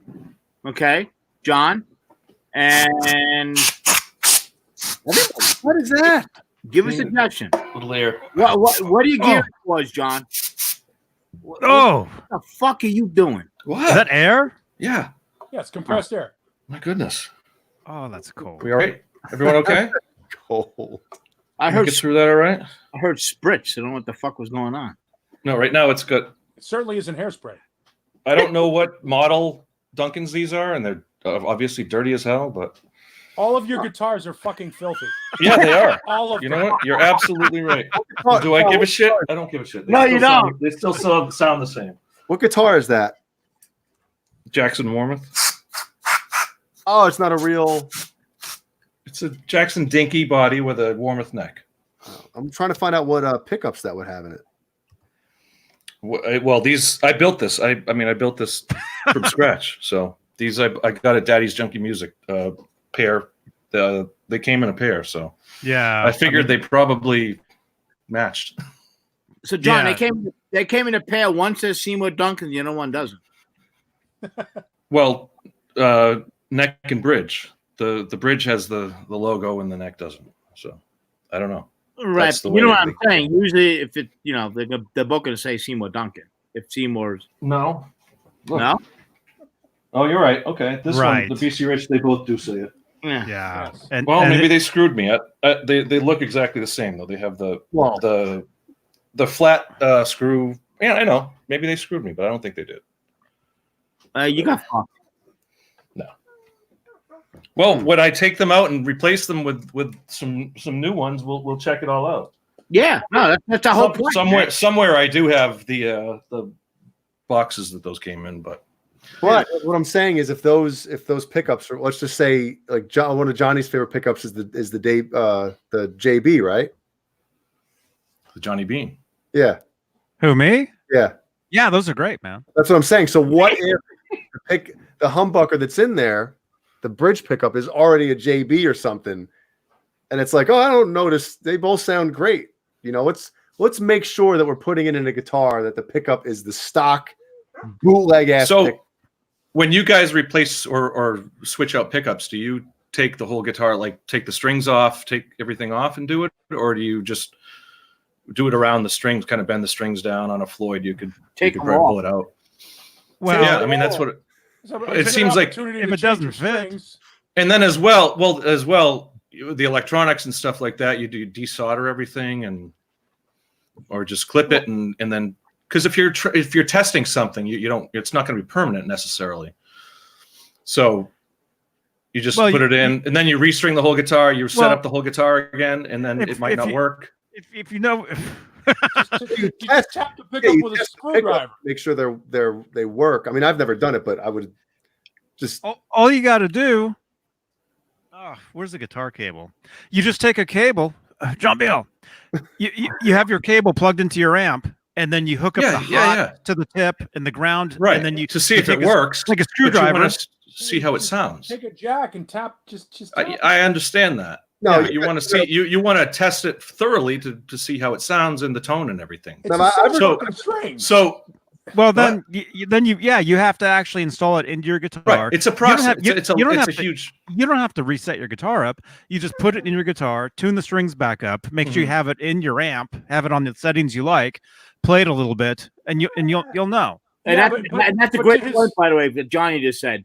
Play it on a setting that you're very. Oh, absolutely, yeah. Yeah, something yeah, exactly. Yeah. But And to John Biel's defense, though, he may have to adjust the pickup height just to see the way he likes it. That's true. Yeah, no, You know what I mean? 100%. Because if he's going to put it, Well, it's finding like a sweet spot. So it's not something you can do in 20 minutes. This is a 2-hour operation anyway. Probably more than Yeah, no, if you're good.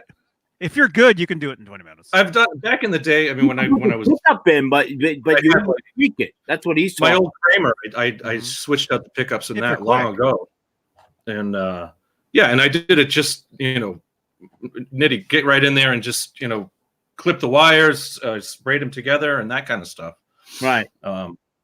Just to and then you can, because the pickup that it came with, it was pretty much dead. I don't know. It really had no output. So at that time when I got it, then the first thing I did was switch out the pickup. And I think that one was a used pickup from God knows what brand or anything. This was, 30 years ago. But those are the best ones. I'm sorry, this was 5 years ago. Back when I was 18. Nice. No. Yeah, I mean, I've experimented with it, and certainly like taking guitars apart and switching out all kinds of components. But it's the way you guys talk about it, the way Dave talks about it. It's like, oh, I just threw a new pickup in there and it was all set. That's what, I figured it was like, quite an operation to do that. It's really. And not. I haven't done it in years. If this is something you know how to do, it's really not that big a deal. Right. You just slap it in, solder it. With soldering, if you're good, you do it real quick. Yeah. And you don't have to solder it. If you're testing it, you don't have to solder it necessarily. Although, well, on a pot, I guess I would solder it, because you'd want a solid connection. Because a lot of times, if you have a cold solder joint, or if it's not really connected, you could be noisy. Sometimes you can't. It can be noisy, or you can't get the full output. You're not going to get the right sound. You're not going to get the full output. Exactly. Right. Well, and you got to consider, if number one, if you have a floating bridge, that's one thing. They're a pain in the ass to keep. If you have to take all the strings off. That's what I'm saying about on both of the ones that I would be switching it out. Yeah, that's a pain. And this would be easier than the Gem, for instance, because or you could just loosen them up and pull the strings to the side. I mean, if you really want to. Right. Mm-hmm. But on this guitar, you got to take the strings off. A pick guard is good, because you could probably take the whole pick guard out. You I would just think it'd be more desolder. pain in the ass to do it with a pick guard. You think? Maybe. Oh, the pick guard's way more problems, because you got all the wires underneath. Oh, then the shielding on the pick guard. But all you have to unplug is the jack. But let's say Jay's, let's say underneath that pick guard, all those wires, they're probably tied together. Mm-hmm. I would assume. Well, hold on. But let me grab a screwdriver. If you're switching stuff out, you have This tons is a of fender, but there you go. Yeah, you got something that looks like that. A lot of times those wires get in the way, and you can't get the pick guard back flush onto the body, because those wires are like getting smashed. I don't know. Yeah. And Believe me, every guitar is a different I've done case. this a billion times. Oh, I know. Yeah. Right.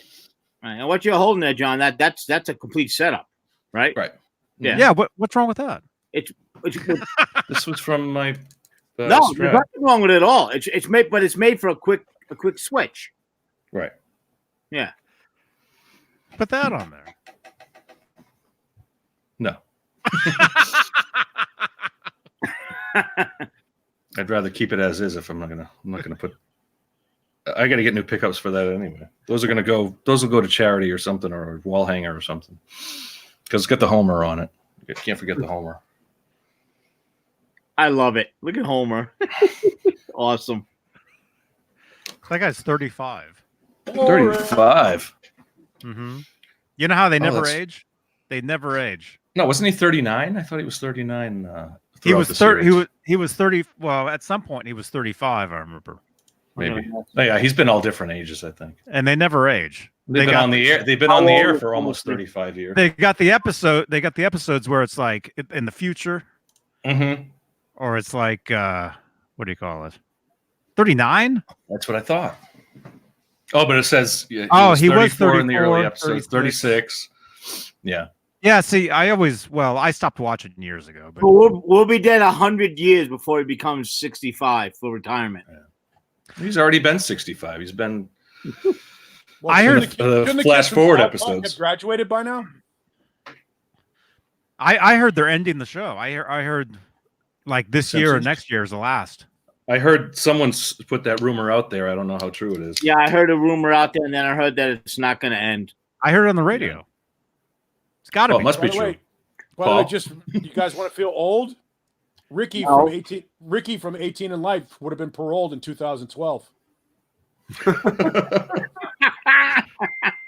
What about Craig from CHS Customs swears by that? Just swear. You have me at swears. Swears by this, Baron.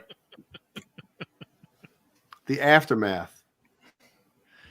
So is that the company that does kind of the tributes, sort of? They'll do, did they do a 78 and like a couple of different Frankie? Yeah. There's companies that showed emulate the sounds of those. We showed you. You sound like Seinfeld. We showed you. We showed it before, although now we can actually show it cooler because we can actually do this. Oh, I gotta sign back in. Dang it. I swear to God, if you start doing visual graphic shit again, I'm out. The dog paw mentions, and this is funny. There is some good Margin Homer porn out there. I remember back in the days of fax machines. Back in the days of fax machines, there was those little viral faxes that would come through. Yeah, and Marge the Simpson one of naked. exactly, yeah. So I mean, even well before the internet. On dot matrix paper. Mm-hmm. Woo! Oh my Krell Bar says you have to live with the pickups for a while before you decide whether or not you want to keep them. Yeah, That's why I see that. almost don't want to go through the pain to do it. But I will say that if you've never done it before, and you're just doing it for the first time, like if John gets a new pickup, I'm confident that I could do the electronics and everything else. Well, without let a somebody problem. else do it. And the whole process. Well, then I will at some point. If someone wants to send me some pickups, I'll be happy to do it. Craig just put a VH2 in his Stealth 5150. He said it's killer. Oh, he said it's friggin' phenomenal. Ridiculous, yeah. So this one is kind of off the tone of what the Bumblebee, the VH2 humbucker. Would that be? Did Or he is mention, that, I don't remember reading that, did he? It's early, definitely early. VH 102, definitely. Well, look it. You can read it. Yeah. That's a good point. Why? Ground sound of the late 70s. Yeah. Vintage Alnico 5. I mean, and I've read all the, guitar player articles about people, describing all the, the Alnicos and the PAFs, and, it kind of goes in one ear and out the other. I can make my guitars sound enjoyable to me with whatever's in them. I'm telling you, once you do it, you'll be But like, you're right. You're right. It's until I try it. Once you do it, yeah. But I'm still gonna nuances a of Strat in pieces in the other room. So you just hear you just hear more. There's more nuances. There's so much articulation in some of these really, really good pickups that you're like, wow, I'd never heard that before. Your things in your fingers. it's The like, way- it's like getting a really good speaker or a good head. here we go. I switched out the pickups in this a couple of years back. My bass. And I get another dirty freaking guitar. I'm embarrassed. All my guitars are so dirty. Yes, they are. The best way I can describe it is like when you Guys, get my dogs are up my ass. I'm gonna take off. My dogs need to go out and shit, and I'm gonna Okay, crash. Oh, nuts on Take care of your dogs, Paul. Yeah, Take I'm care gonna of your dog. Your dog Let- grew, by the way. They're awesome. Thank you. Lemmy is just like sitting here waiting for me to fucking take her out. Oh. She doesn't bother me unless she really needs to go out. Lemmy, you want to go out back? Yeah, you do. Oh, That how was so old is cute. she? What? She's How old, probably Lemmy? 10. Oh, God bless her. You can Yeah, see she's- her face. Her nails are too long now. Like, and I can't trap her to trim them. So she spends a lot of time laying down. She doesn't like to walk around because it twists up her feet. Oh, So Get them shits she's cut. a little slow. And it's not easy to cut them because if I try to get them cut, she runs. Like she was a feral dog. So I built up years worth of trust. Every time I come out with a clipper, she knows immediately and Oh, runs. man. shoots away. You ever try to bring her to a vet to have it cut? Yeah, Or I can't. They won't I let. can't. She goes nuts, right? Yeah, she goes nuts and stresses and shit. So Yeah, I yeah. figure this way. What I do is little by little, I've got like one of those little grinders. Little by little. Oh, yeah. I just try to get it. I just try to grind them down a little bit at a time until she freaks out. Like a Dremel. Yeah, but it's actually for dogs. I use a Dremel on my dog's toenails. Yep. No. Yeah, Dremel with a little like an emery board wheel. Yep. Yeah, exactly. All right. So and Ace just wants me to fucking throw the ball. Yeah, it's just not leaving you alone. Never. And that's fucking awesome. Now he's leaving me alone because he knows I'm going to take Lemmy out. But as soon as she starts getting attention, it's a nightmare. That's Ready all. to go? Ready to go? Come on. Let's go. Look at him. That's awesome. Look at that baby face. She's slow getting. Now she's got the ball.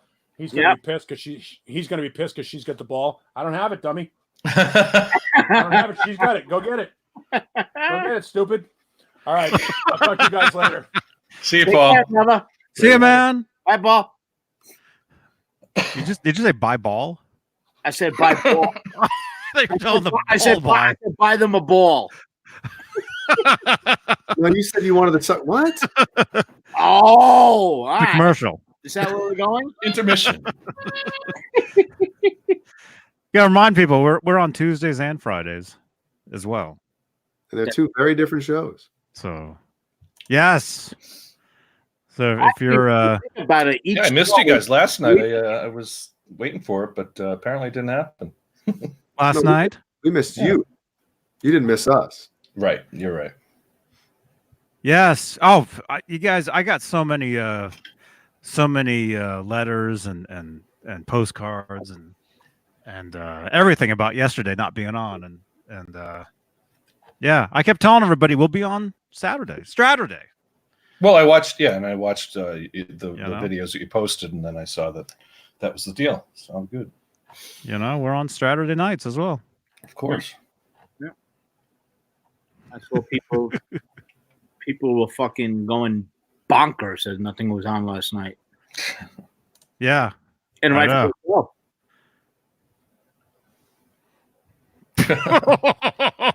That was you last night.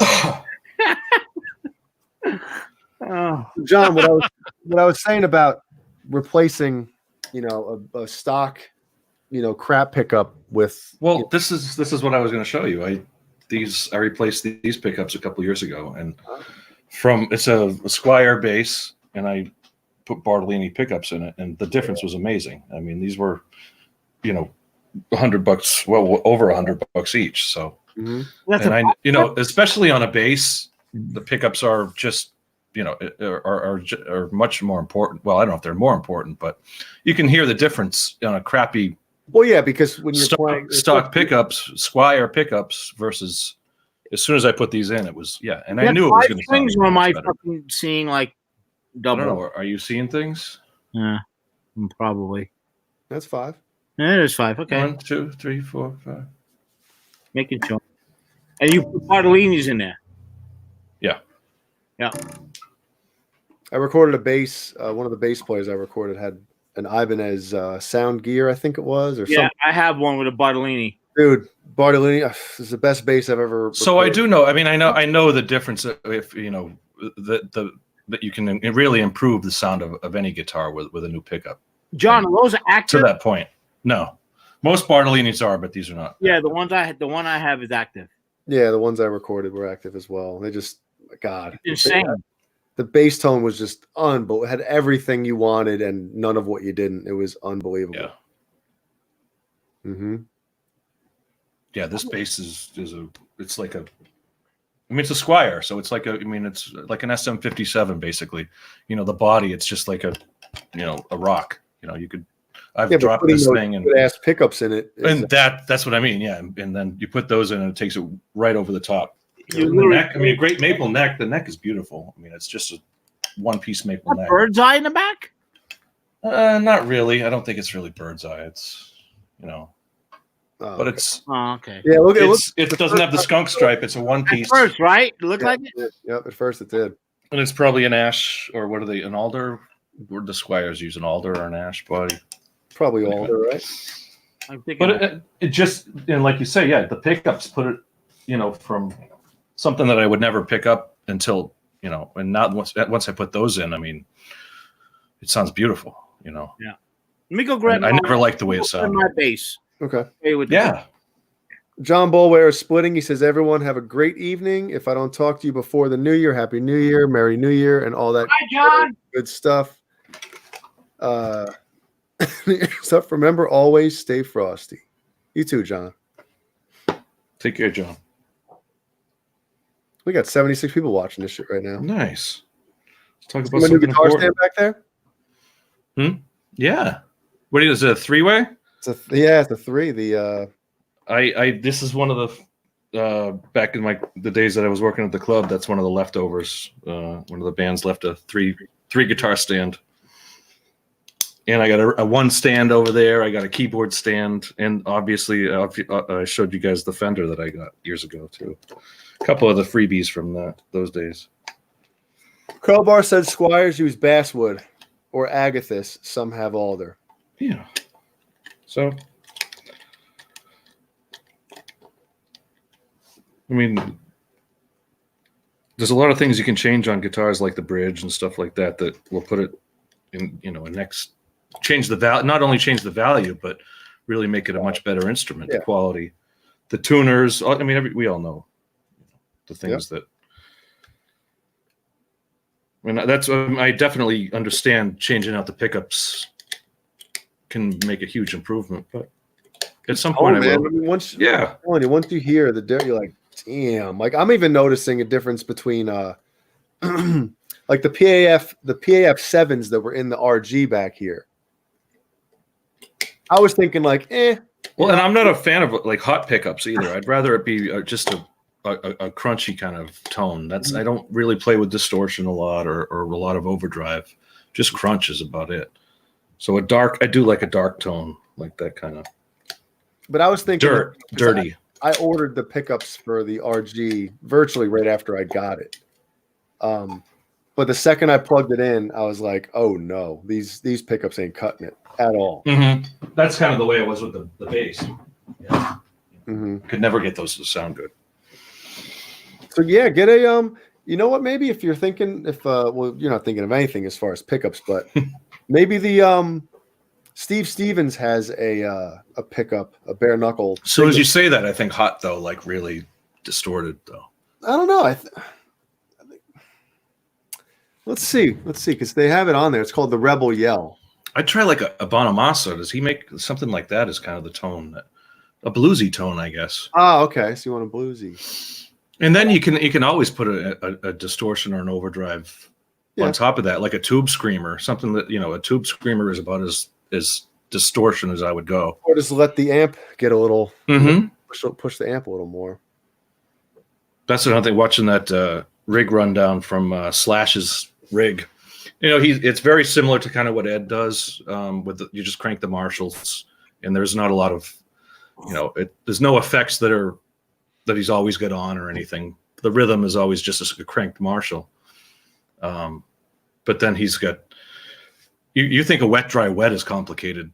The way his tour rig is, they've got 4x12. He's got 4x12 cabinets under the stage inside of 6-foot boxes that they mic up. So they just plug a mic line into these boxes with 4x12s in them, 6 feet long, and obviously they get mics and stuff in them. And one's for his clean sound, one's for his wet sound. So that's how they mix it from under the stage. And this was the 2017 tour. And he was explaining how do you get the feedback if your cabinets are under the stage and everything. So they do have one active cabinet on stage that Slash will go over, and his guitar tech will put uses a volume pedal just to get that feedback. It's just interesting, because everybody thinks it's great having the in-ear monitors and everything like that. You don't have to have any noise on stage, but there are things that you forget about, like someone with a like the Guns N' Roses tone or the Slash tone, where you have to have that feedback in there somewhere. And if you can't do it if you're using in-ears, so you have to find a way around it. Wait a minute. All right, wake up. What? Mickey Settlemeyer says Seymour Duncan has a Joe Bonamassa set. That's cool. Oh, from Bare Knuckle? From Seymour Duncan. Oh, Holy crap. What do you got there, Michael? I was looking at the Bare Knuckles. Oh, nice. There you go. Is that an Ibanez? Yeah. Yep. Awesome. Jay, like you were talking about, right? Yep. Those basic. So are those stock pickups in that? Yeah. Yep. Stock I had an old, I think it was probably an RG Ibanez. It was probably a lower end than that because those pickups look nice. Those are bass pickups. In and it. active. Bartolini's. Right? Yeah. Oh, yeah. Awesome. Yep. Oh, then that's a beautiful. That's. But it came with those Bartolini's. Oh, obviously, yeah, active. Oh yeah, this is completely stock. That's a nice looking bass. Yeah. Play some bass for us. We want to hear, motherfucker. That's the name of the song, Johnny. Right. Play some Motorhead. There you go. That's what I was waiting for. Just Did you the chords. see it? With The bass Motorhead, chord. you were talking earlier about the sound, and everything like that. Motorhead, Lemmy, all he did was put everything to 10. Yeah. Oh yeah. It was like John Entwistle. He kind of followed that, and the tinny. I mean, not the treble-y bass. Yeah. He literally just put it all to 10. Did he use Marshalls? Did he use Marshall stacks? Oh yeah. Early on, he probably changed them to bass amps later. But. I don't know. I thought he used Marshalls. Like a guitar stack, right? Like a 4x12 or 8x12 stack, right? Yeah. There's a classic seed of his. I could probably pull it up. Think like back in the early the videos that they did, Ace of Spades and stuff like that. You can see him. The Marshalls. The difference between him and all the other bass players, right? Mm-hmm. And then he'll turn around and say other bass players will go, whatever. And then he comes in. He goes, "Well, I'll do this," and he puts everything to 10, and he starts playing chords. Yep. Yeah. Yeah. So I should pull that up. That's a pretty good video, actually. Well, your Brazzers account has been kicked off. Did I do something wrong? Am I back in? Am I in Facebook jail again, Johnny? I know that dude. It was Andrew, right? Yeah, Andrew. He said he just got out of Facebook jail, and I said, oh, when you were in there, did you see Michael Smith? Because you're always in there, man. Who was wearing the wig? The Oh, Dean come wig. on now. Looked good from the back. Yeah, the Dean wig. Dean. The Dean or the Dane wig? Dane, that's what I meant. Oh, he watches them. Oh, Dane. It was a joke from earlier. It was pretty funny.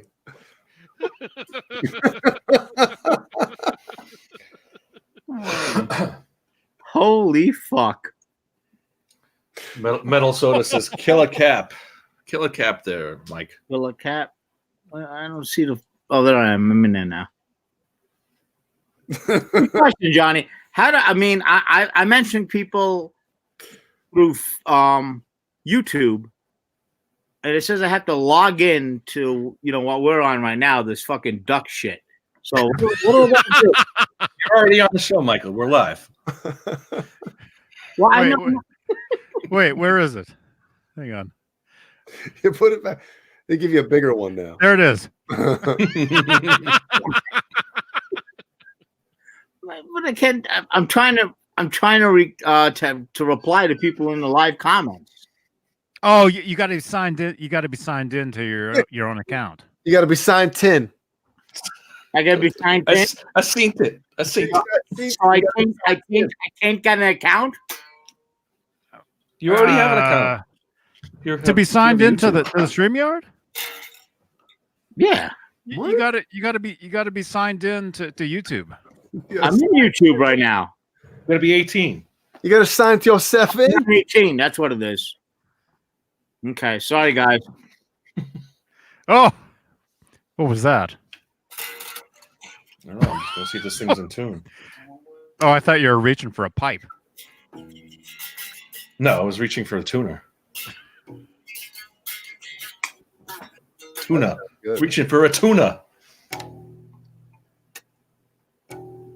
Vista Light 1972, Amanda Coombs, the Dog Pa, Mad Dog, Minnesota, Mickey Settle. We got some new cats in here, right? Oh yeah. We've been in there for a while, but Pal Guitars is here, Johnny. Pal Guitars. Yep. You rock, man. Everyone's rock, pal. man. Everyone's Long pal. time. Pal guitar. Oh, Long time viewer. Pal Guitars. Oh, Nightbot, where you been? Nightbot. And the Dog Paw. Say hello to everybody, man. Come on. Metal Soda, Brett McCord. Mad Dog. Yo, Mad Dog. What was that? Kit. Nice. Yeah. Pal What is that? Is it a little model? Yep. Well, it's a Hot Wheels. Mickey Selmier? Meyer? Hope I'm not pronouncing it wrong. That's My pretty daughter- Was that a Trans Am? What kind of guitar? What kind of car was that? Kit. Yeah. Firebird, Trans Am, whatever the hell. Pontiac. 82 or 83, what was it? I used to think it was a Corvette back in the day. I didn't. What? That show Nightbot? Yes. Michael Knight. That debuted in '82. I heard. 82. I wasn't born, 10 years, after Right. that. But My daughter is she loves Hot Wheels right now.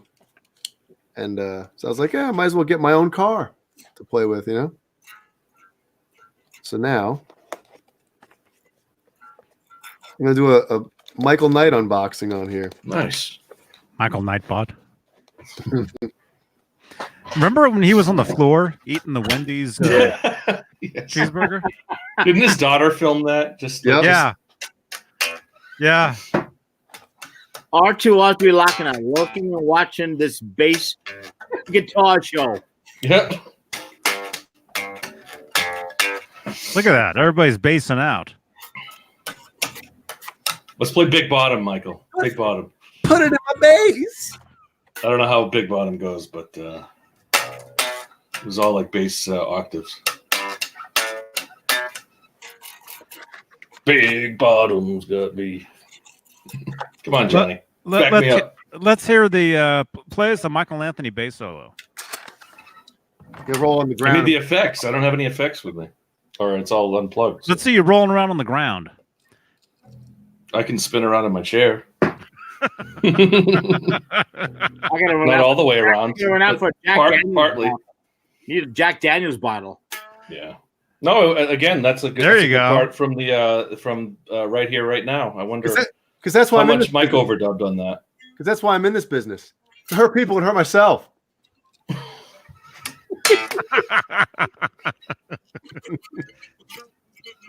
How's this? Oh, look at that. It wasn't focus. I know. Focus. Come on, focus it. Closer.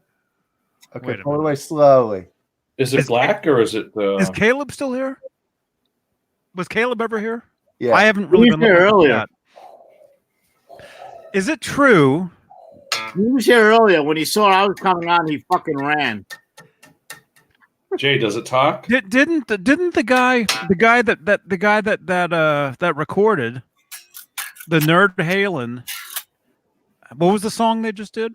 The Christmas song. Christmas song. The Christmas song. That's what it was.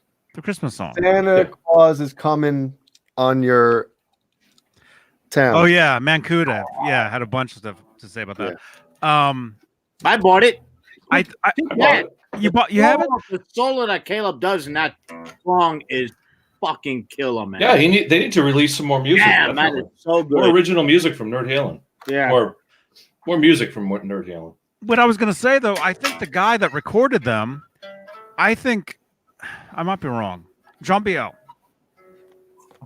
You're asking the wrong person. I think the guy that Caleb. recorded them had something to do with the Knight Rider theme song. Really? Yeah.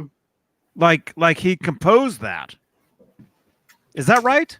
Well, I don't know. I saw something online on the Twitter, something to that nature. Shit. Oh, F. Yeah. Where's Caleb? Get him in here. Well, John Biel, he's looking it up. Lead guitarist of the Everly Brothers? Is that him? Maybe it is. Am I muted? Nobody cares, Jay. Dude. It might be him. I actually FaceTime with him because he had to send me over all the files. Well, what's his name? Don Peake? Stu Phillips is the composer. No, Okay, then what? Did he play on it? Well, there This were is several composers. Morton Stevens. Knight Rider. Same guy that did Hawaii 5-0. Right? Is there some Knight Rider something around there? Yeah. Yeah. Knight Rider, Best of Don Peake. Yeah, he had something to do with that song. And he was the guitar player for the Everly Brothers. He was the first white guitarist to play with Ray Charles. That's pretty interesting. I had no idea that I was talking to this guy. Oh, Peake scored 77 episodes of the hit TV series Knight Rider, which he worked on for 3.5 years. But I don't think he wrote the theme song. He just scored for the Right. Yeah. He did the music. Okay. Right. But that's That's Man. some awesome music. a studio gig like that. You probably had a full orchestra with him, right?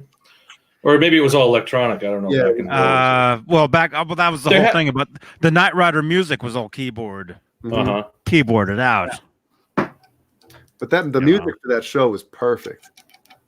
I can't think of I'm thinking of like Airwolf. Those are or the A-Team. Those are the 80s themes I can think of. Well, you're the thinking Knight about Rider theme. Mike Post. Yeah. The Mike Post stuff was all that. Or Magnum. That was Mike. Yeah. Oh, Magnum. Yeah. You wear Magnums? That's pretty impressive, man. MacGyver. Did he do MacGyver? I wore them backwards. I'm a double magnum man.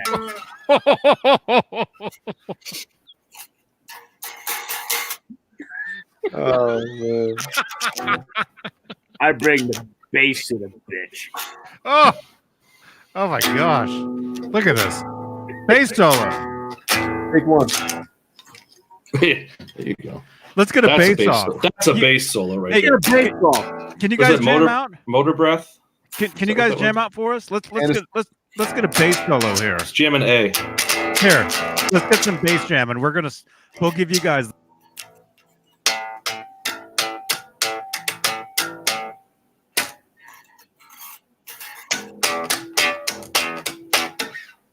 This is a great jam. Yeah.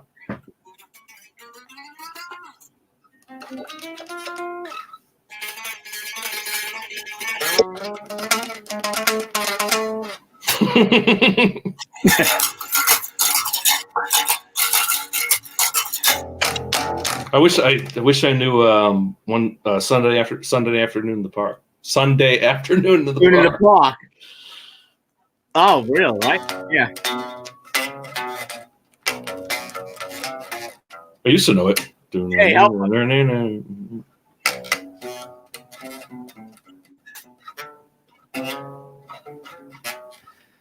Something like that. yawn.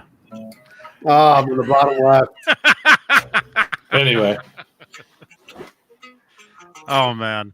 that's why this isn't the bass guitar show. Exactly. But it's always fun. I've got a bass. Well, we should play on a bass guitar show. It's all enjoy about you guys. I that. played a lot of. I used to play a lot of bass, but It's all about that bass. I haven't played it in years. Mm-hmm. I tried play for a week or so ago. I played for like an hour, and my fingers were just blisters and bleeding. It hurt. You gotta fight those strings. Those strings are, oof. Yeah. Especially the B string. R2R3 said Michael Smith Anthony. That's right. Yo, speaking of Michael Anthony, when John Boulware was trying to sell us bass, and Michael Anthony's brother commented, Oh, really? John Boulware was like, "Who is Johnny Beane? Who is this guy?" Or something.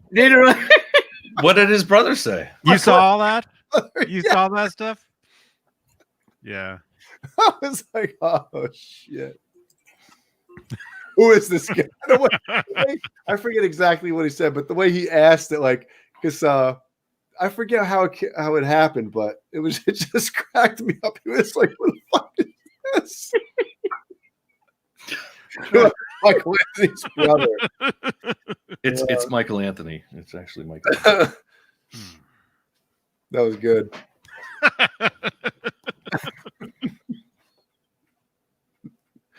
Yeah. Oh, they have an unboxing. Oh. Nothing too exciting. You gonna top Oh. them Christmas? Well, don't tell us what it is before you open it. Yes. I was like, oh, I just told you it's nothing too exciting. But It's just a pair of underwear. It's the Star Wars script that got stolen. You're right. Speaking of, I still have not seen it. Have any of you guys seen the new movie yet? No, because I Now thought you said it kicked ass. John, you enjoyed it, Johnny? Yeah, I did. yeah. That's I good. did. Good to hear. I want to see it again. Personally, I think it's the best. Myself, Wait a minute. Oh, now, that's hold on. great to hear. This I heard is the word big, man. best. I heard the word best then now. I think it's the best Star Wars film since Return of the Jedi. Wow. That's See, what That's I'm going to say. fucking heavy. That's kind of, with all the reviews and people hating it and everything like that. Yeah, exactly. It could only be better than what everyone's saying.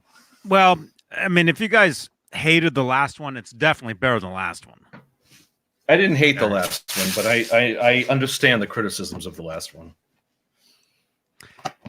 I thought it was the best out of the whole series of The new ones. Abrams and- Definitely the best. Definitely better. that's what I was hoping for. And I was never a huge fan of the prequels anyway. No, nobody was. Yeah.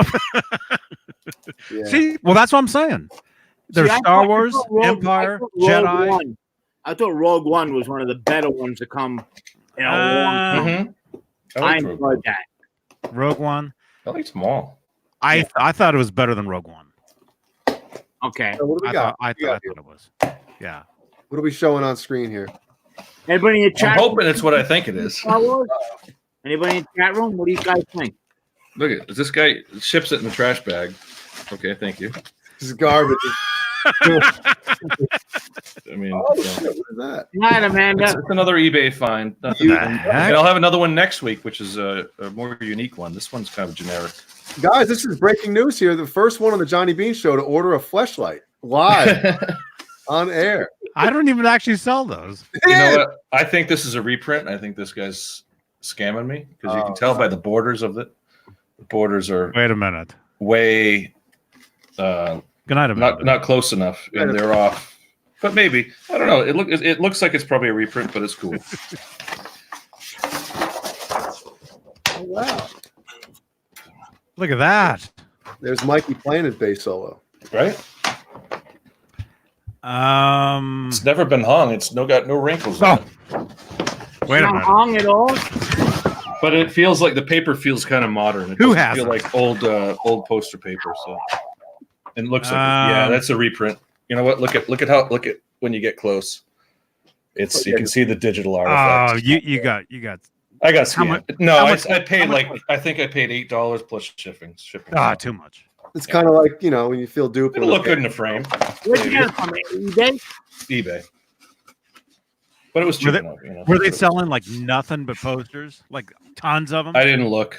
I won it. It was an actual. It wasn't like a buy it now. It was an actual auction that I won. So You were the only one that bid. maybe. It's to me that's worth $10. You know. Yeah. So I'll hang that up. Actually, to be honest with you, I was the other bidder, and you outbid me. So Are you serious? no, No. I want to make you feel better, John. I'm sorry. I don't feel bad about it. No, I don't feel bad. He's your base. That's not brother. bad, man. Quentin James asks if I play banjo. I do not. But you have one. My wife's friend brought a banjo with her when she visited. Johnny, the one in the Van Halen pants. And she left it here and said, Oh, keep it. that was So- a fun night. I remember that. Yeah, that's pretty funny. That was fun, man. Was that the night of the? She tried on your Were Van you Halen you were here stripes. too? Were you here? I don't know if I watched it, if I was on. But I do remember that one. Yeah, so those Van Halen pants are now mine because my wife's friend put them on. Should I stop? Should I just stop? No, She's keep going. saying she's not a Oh, slight do girl. not stop. Charge ahead. It's one of those things where like my brain doesn't work as fast as my mouth. Let's put it that way. My mouth just starts saying stuff, and I'm like, I just stop now. And then at the end, we're like, "What the fuck did I do?" Yep. Why did I say that? No. So, John, Michael, let's get this guitar pickup thing going on here. I'm all in, man. If you want to send me something to try out, Yeah, I'll do put it. the time in and I'll do it definitely. Absolutely. And it'll be, it can be an unboxing if you Mhm. will. I hate people who do this, and I just did it. So I do. Yeah, I too. do it all the time too. I Yeah. make fun of people too. God, I can't stand it. I would do it all the fucking time. So think about it, and then we'll put everything out here on. Sure, you got my. And we can talk off the air or, Michael, don't- text or whatever. Yeah, we'll talk about the air. Oh man, damn it! The way you were sitting, your left glasses, your left lens was lit up like you're like a like a Pirate. a HUD in your lens. Yeah, it does look like a Terminator eye or something. I can see through your soul. Oh man, Fuck with prisoner, me now. prisoner Damn. 4005. That's scary stuff. Imagine he was watching something real good.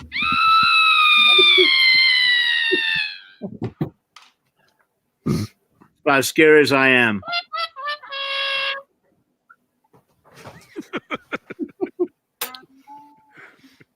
Thumbnail. Jay, weren't you going to play us something on your new guitar? Yes. Oh man, now you got me. Yeah. Now we got you. Pick it up. No, you don't have to. I'm just Come you on. mentioned Well, I think- something earlier. The people that wanted me to play something earlier were gone. So Oh, okay. No Yeah, worries. then. but there's always repeat. They can hear it. I guess. You don't have to. I mean, I will if you want me to. Yes. No, I was just I didn't know if Ready? It's the same thing I always. how much of a promise that was. That's all. Yeah. How much does a promise mean to you?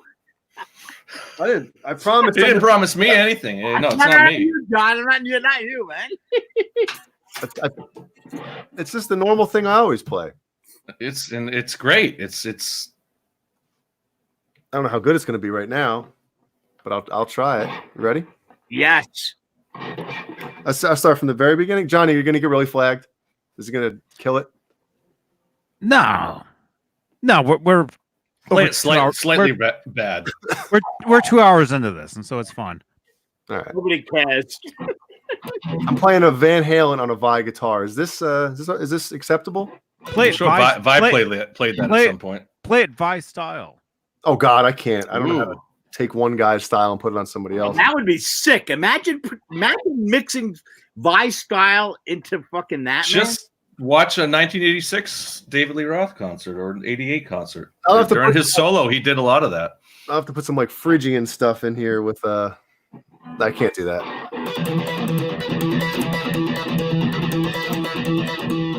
I should probably turn the volume down. Jay, you need to make a loop of that, like for YouTube, like a 10-hour loop. Just a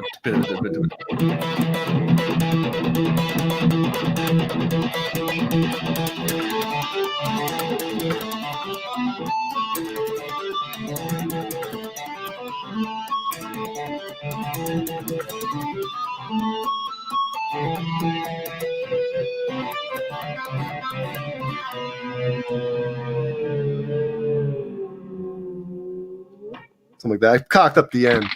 Fuck yeah, baby. What we're talking about. See, you really get that tone in the sweet spot when you dial it back just a little bit. Jay, you don't play with your tone knobs at all, though, do you? No. You should mess around with the tone knob a little bit. You should try messing around with the tone knobs. Before you change out the pickups, try playing with the tone knob. Nice knobs. See, watch, you pull back on the volume a little bit, and it goes from this is too hot, and then you dial it back a little bit, and you get that. Wait.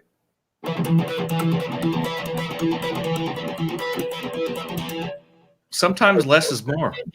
There it is. Yeah. Hey, Jay, Still Jay, doesn't Jay, put it all the way up. I'm just curious how it sounds all the way up.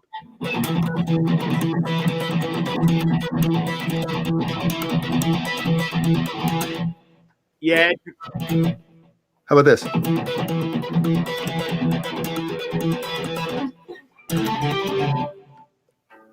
What amp you playing through? The THR, man. Fucking awesome. Jay, is that an actual paradiddle? Like, boom, boom. Right, left, right. No. It's a paradiddle. Right, left, right, right, left, right, left, left. Right. Is that what it is, though? No. Yeah. It's fun to play with, though. Just like jam. Yeah. Just bounce around. I bet that's what Eddie was doing. He was probably just sitting here, maybe on the phone or something, and just.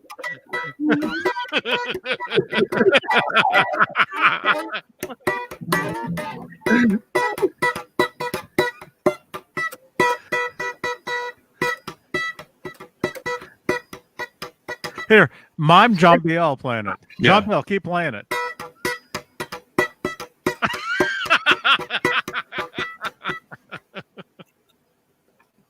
You sound a little bit like Primus. That's a paradiddle. Oh, my name is Mud. Now here, John BL. John BL, you mime Jay. Jay, go ahead and play it and have John BL mime you. Okay. You I'm ready? just gonna play the same game Yeah. we're playing. Yeah. You gotta mute your mic real. Oh God, mute your mic real quick.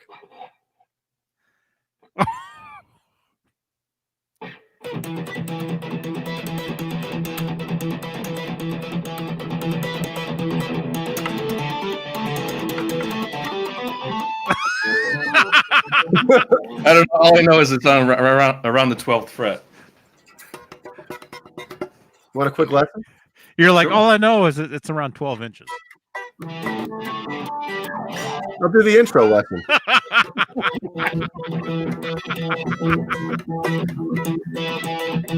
How do you play it? Do you do your index and thumb? Yeah. With the one key, and I've kind of tried to say this. And before. you're hammering the E and the B string.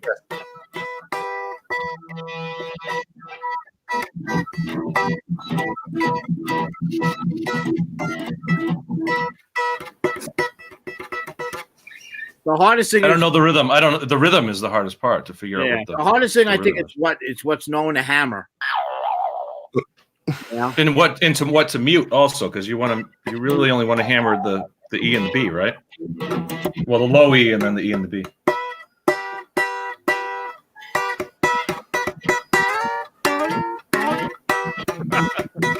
I like that. That's what I mean. It's fun to play with. Like you can just Yeah. Hit it with the hind. And Ed did that too. He used to. That's the extent of that. That's how good I am at that. John Hine. That's why you cut to Jay. You hit it with the hind. Cut the J now. That was one of my favorite drops, man, when they did that. That sounded good, by the way, what you were doing there, John. I'm a digging Sure. motherfucker. See, watch. Ready? There's a little tiny thing you hear on the original recording that I never really heard, but it's because most of it's tapping and you're obviously kind of pushing, but there's one part where he holds it down. Watch that. Like that, right? In it. So That's what I mean. Like the rhythm is the hardest thing he's holding. He's holding. Then it's a tap with the left hand and then the thumb. So that's it. In it. Yep. That's one thing I noticed a lot of people or not a lot of people, but people that have kind of explained how to do it, they don't mention that. It's brilliant, man. Eddie did things like that. It's like, right? What? Yeah. But then in Live Without a Net, he takes it to like the next level too. Oh, yeah. It's a full composition by that point. I mean, not just the the quote unquote eruption solo, but all the different elements. The next part, how it is on the album, he does Yeah, exactly. which is awesome. Yeah. I mean, he's a master of his instrument. He literally could do anything he wanted to do. Mm-hmm. And if it comes into his brain, he can make it happen. On exactly. If you thought about it, it's coming out. Mm-hmm. That's the ultimate goal of any guitarist, of all of us. We wish we could get to that point, Yeah. Or any musician, for that matter. Yeah, exactly. Yep. Hey, what'd I do? Try to do it again. Yeah. I can't. Oh man.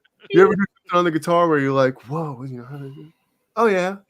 Sometimes I surprise myself, Those type of things, you can't always count on. Yeah. Fruitcake Tony, good night, brother. Hey, Fruitcake, I didn't even see you here tonight. Have a good night, Tony. Good night, man. Good night, Tony. Well, Johnny, we were talking last week about the Steve Rosen interview Oh, that. Oh, yeah. Yeah, not the late night bedtime stuff. Hey, Johnny, we got somebody in the chat. Kind of close. Hit him with the Himes. Hey, Terry, what's up? Himes. What's up, brother? Terry Himes? Yep. Hit it with the Himes. Hey, Terry. No, I knew the John Hine from the show or whatever, but I still don't know the backstory of like what that is from. And every time they do it on the show, I giggle. I chuckle about it. It's just funny.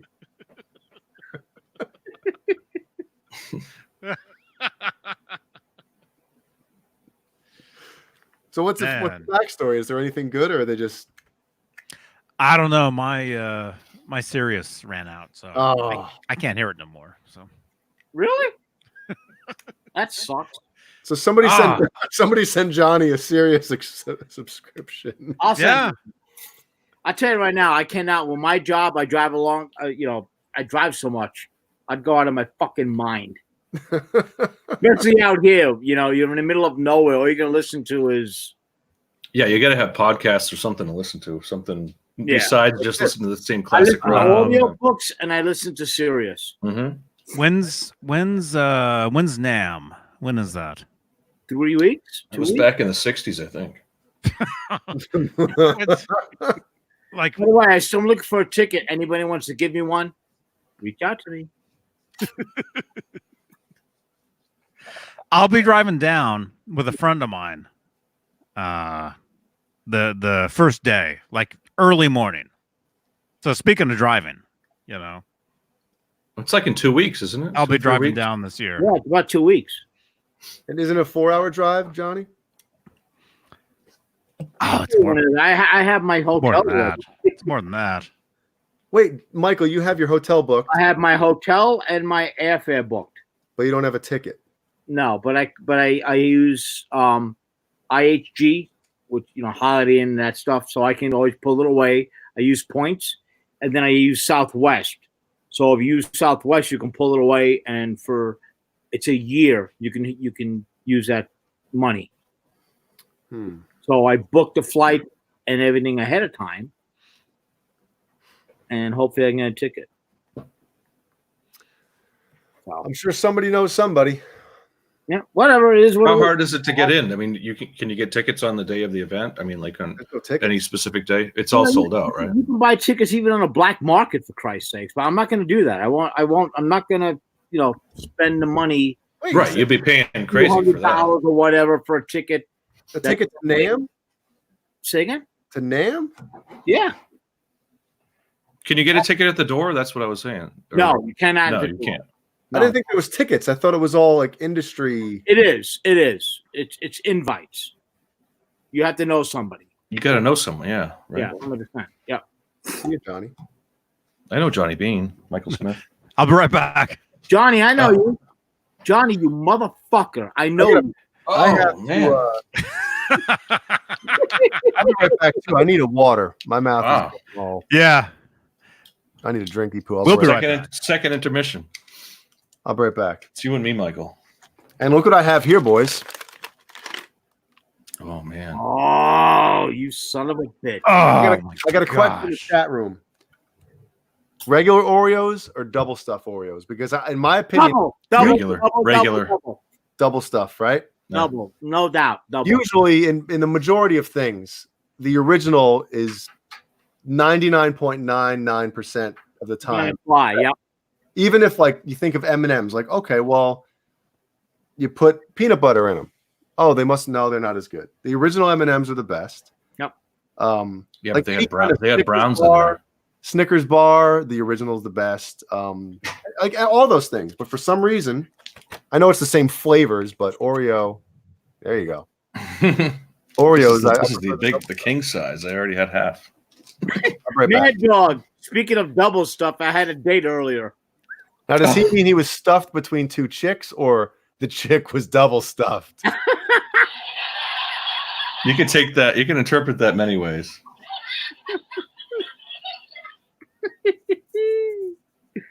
Oh, Yeah. fucking love it. So, hi, John. How's everybody doing in the chat room? Talk. Yeah. Let's. Anything going on in the chat room? How's Yeah. everybody still hanging in there? We got 69 watching. 56 Yeah, thumbs it's up. all- Hit the thumbs up. Yeah, let's get the thumbs up. It's right. Subscribe. We do Yep. this every week. And Johnny does it on Tuesdays and Fridays as well. Yeah. Yeah, Tuesday for Johnny Beane is on the air live 3 times a week. Think of that, man. Metal Soda says, crack another beer. What else? Any other good comments? Krellbar says good night. 2:45. That's it for me. Later. I will see you.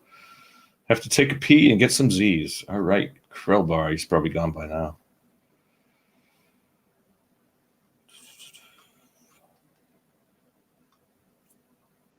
We still live? You there, Michael? I'm here. Can you guys hear me? Metal Soda said top heavy chicks. Okay. There's nothing wrong with that. That sounds like a good night to me. Absolutely not, man. R2, R3. Shout out.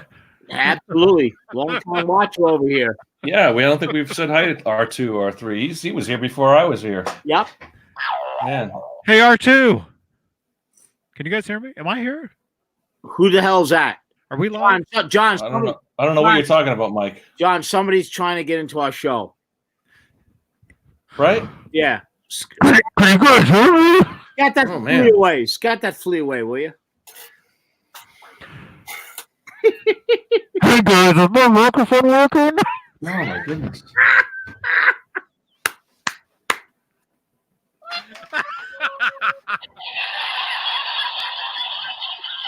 Mad Dog. Mad Dog. We won't tell anyone. Yeah, we'll keep But quiet. you can tell us. Yeah, open your soul up here in this show. Nobody will know. It's not banned up here in New England, I'm sure. Everything happens in. Oh my gosh. New England's like the new Wild West. Mm-hmm.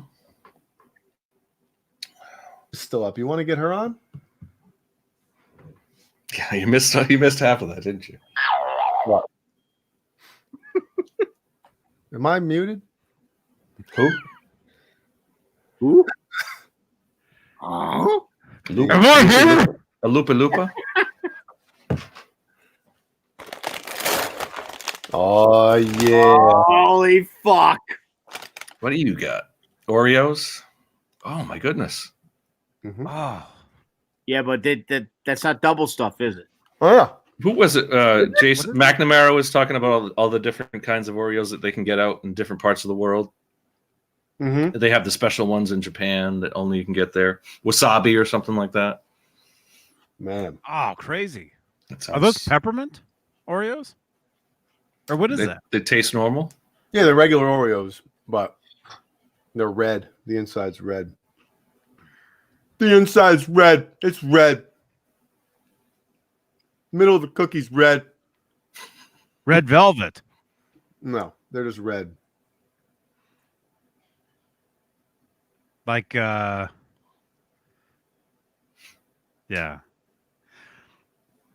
Yeah, see that's you Jay, you see that. Mm-hmm. See? You guys see that in the chat. See, Yeah, normally why? I don't. What is the purpose the of reason that? for that, somebody else would have gone and showed that. See? But that's from a friend. Why would he say that? Anyway, No, what I'm saying though is that's why when you got too many wrenches in here, somebody's gonna be like, "Oh, okay, show that." yeah, right. And it's like, why? That doesn't need to be shown, you know. I agree. So that's one of the reasons why there's the only wrenches in here are the people that the primaries, you know.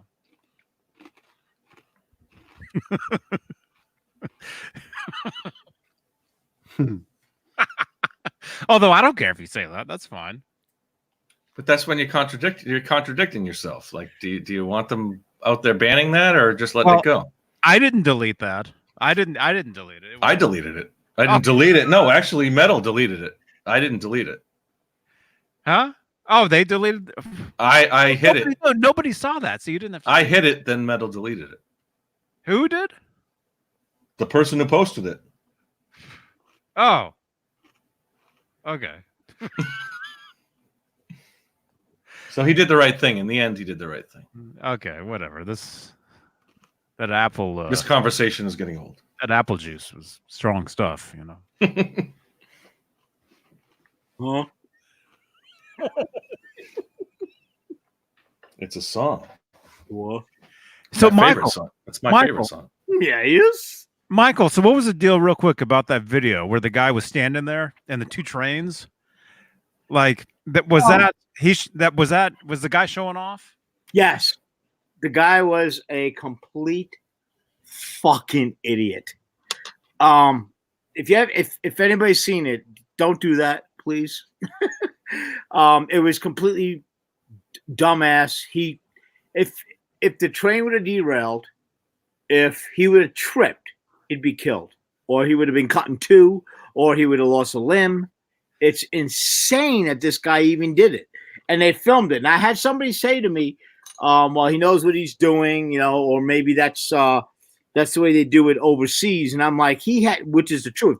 He had every single piece of safety equipment on, okay, all reflective gear, boots, gloves, hard hat, and he's standing in the middle when a train's coming and smashing into each other.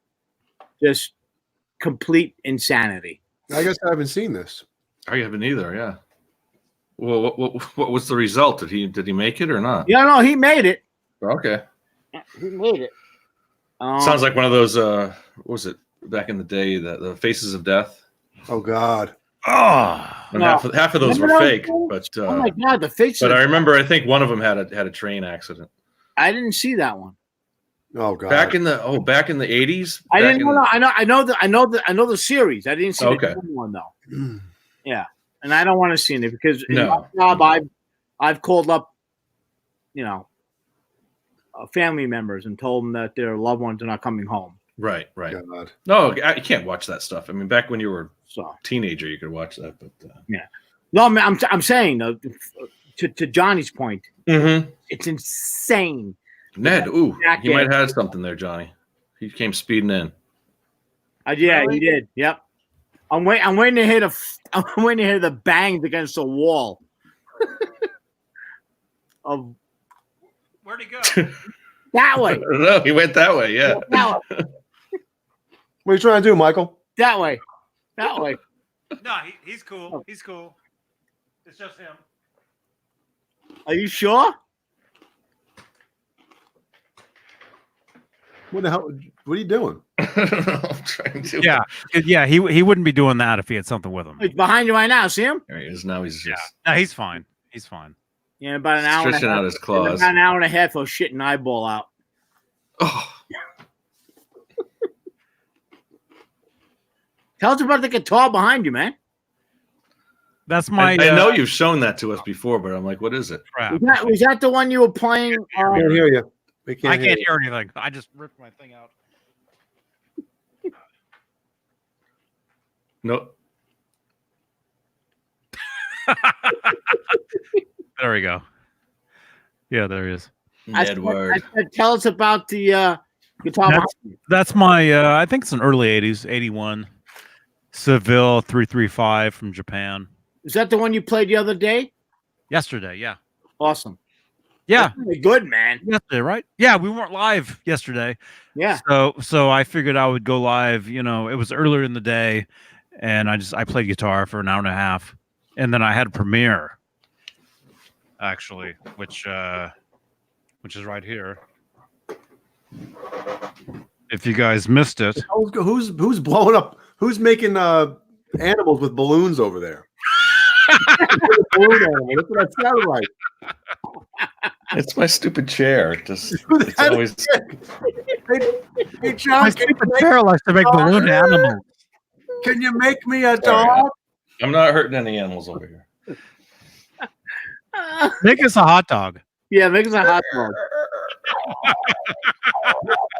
I gotta make that sound again. I gotta hear it.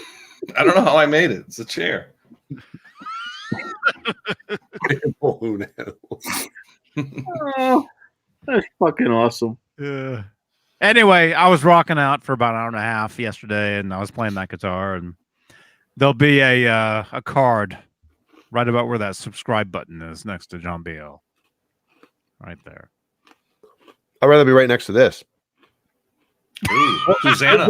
What video is that from, everybody? Hold on, none of you guys say I know it. It's Susanna. I know that. The Ah. chat. I got to meet her. Let the chat say it.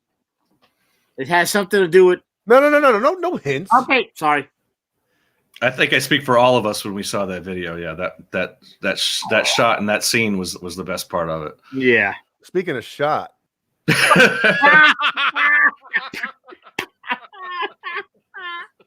Oh my gosh. Well, that says it all right there. Mhm. Oh, Never sounded like that though. oh my gosh. So where is it? Oh, there you go. ET 5150. There you go. What's the name of the song, though? Come on, I guys. don't think it's not Bushnuff. It's not that one, but you got the right band. nope. Nope. There you go. That's you got it.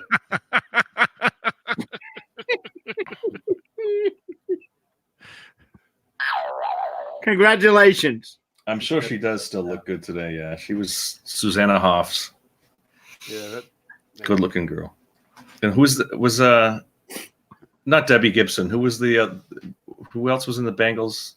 Not the one with the heck was her name? Debbie Gibson was in the Bangles. No, who was the other singer in the Bangles? Who cares? I'm thinking of the Go-Go's. I'm thinking of the Go-Go's with Belinda Carlisle. The blow blows. Belinda Carlisle was another one. I like the I gotta save this gift, man. How can I save this? I'll just put it in my spank bank. there you go. Oh. Oh my gosh. She's 60 now. Yeah, I'm sure. Oh my god! I don't think she's 60. She can't be 60. Why not? Is she? That was that. Oh god, that song came It was out like 87. 80s. So if She was 25 there, maybe. Dude, that makes That sense. doesn't put her 60. That doesn't put her to 60 though. Well, what my math is really bad, especially right now. She was 25 and 85. Say she was She's- 25 and 85. She's That would've 60. been 60. She's 60. Wow. So that was how many years ago? Do you have an updated picture? I don't want it. I don't want to see it. I bet she still looks great. I've got plenty of updated pictures here. Man, now we're doing this. Dude, When was this? Yeah, look at that. That's Belinda Carlisle, isn't it? That's not her. What is going on? It's Who is that? That's Belinda Carlisle, right? That's Carlisle. You hit the wrong one? Oh. See, I even got you mixed up. Would it really be hitting the wrong one? Does it matter? Yeah, I know what I'm saying. Well, we could talk about chick bands for a little while. What about who was the other one? Oh my gosh. Susie Quattro, Joan Jett. Joan No, Jett, of Susie- course. Wait, Pat what- Benatar. That's awesome, man. Come on now. No, Come on. way, dude. She looks You don't like great. Joan Jett? No, I'm talking about these. Look at her. She's still hot. Those are probably from at least 10 years ago, though. 60 today is not like 60 from I think the one, 20 years ago. It's not the same thing at all. the last one on the top row is probably more current. That's probably the most current. one. 60s today is not like it was when it was. Oh, of course not. No, 60 today is 40. it's not your mom's 60. 69 dudes. Here we go.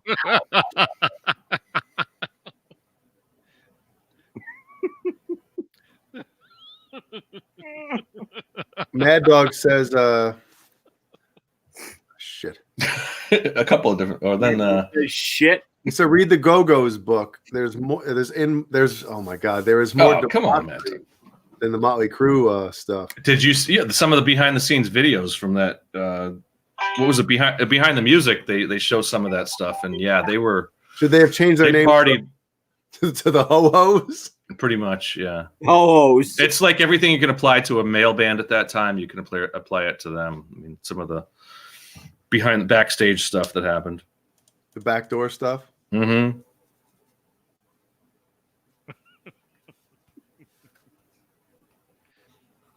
I like that guitar, man. Look at that. She's Two-seater? playing. She's The playing two-seater guitar? one of those. It's like a Univox or something. The bass, or the one that looks like the Paul McCartney bass. Well, it looks like but it's a guitar though. That's cool. And look at that. She's got the cool like Dan Electro back there, right there, and the Rickenbacker. Is that her collection? Or I don't she's the know. Guitar I don't Center? know. I don't know. No, that's not Guitar Center. That looks like a music video or something. And she's got the Rick. Michael. Yeah, I saw that on. Was that you? I saw that on Facebook. Those are the Johnny Bean shirts? yeah. This is one of Johnny's shirts that he wants to. That does not want to put up. And I'm trying to promote it. Look at Ozzy Osbourne in the back. Hold on, go back to that picture up top. Look at Ozzy Osbourne. Which one? Me? What? To the right. The Lionel wig. I Oh, can't man. scroll in anymore. It doesn't let me scroll in. Yo, it's- Yeah, the rest of that band was yeah, pretty not rough. as attractive as her. Yo. Ozzy Osbourne in the Bengals. Can somebody please Photoshop that picture so it looks like Ozzy's behind them? Who's that guy? Is that her husband? It's me. Oh, that's Matthew Sweet. Oh, okay. That's Matthew Sweet. He's from Lincoln, Nebraska. Yeah, he was when I lived in Lincoln. He was like Lincoln's hero at the time because he was from He got some good tunes. Matthew Sweet, pretty good. he was from Lincoln. Yeah. When I lived there, he was from Lincoln. I He had a couple hits, didn't he? Yes. I have a few of his albums. I saw him live once. Actually. Late '90s. Yeah, I think Yeah. he came through the club that I worked at a couple times. Yeah. He played a double neck in Did he? I think he played like a 12 and 6-string double neck. That's one thing I remember from his show. Okay. Who wrote their music? The Bangles. Yeah, was it her? I think she was well, one of them was a kind of accomplished musician. I was gonna say if they were a put together band, you'd think they would have all been hot. I think the Go-Go's were put together. I think the Bangles were kind of.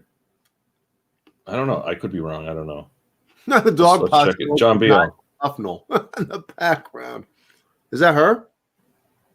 I know it's not. Michael. You said hot. Sorry. You're gonna get Johnny. Oh, that's not that. Come on now. It's a girl walking. I know, but you don't think the stuff you put on Facebook is bad, and then you get banned. That's a good point. Sorry. You're in Facebook jail every other day. I put the phone down. I'm done. I'm done. Nah, fuck this noise. Watch this. Look at the picture I took in the bathroom yesterday. Oh. Yeah, it says Susanna Hoff placed an ad, and that's how they built the band. Wow, so it was legit. Wait a They second. were all in different bands before that. They had some big hits, though, man. Come on. Big what? The middle picture. Wait. Did you say hits?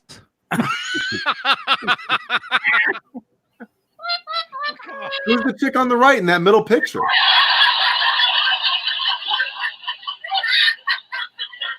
Looks like Jennifer Aniston on the end. That's not. Yeah, kind of right.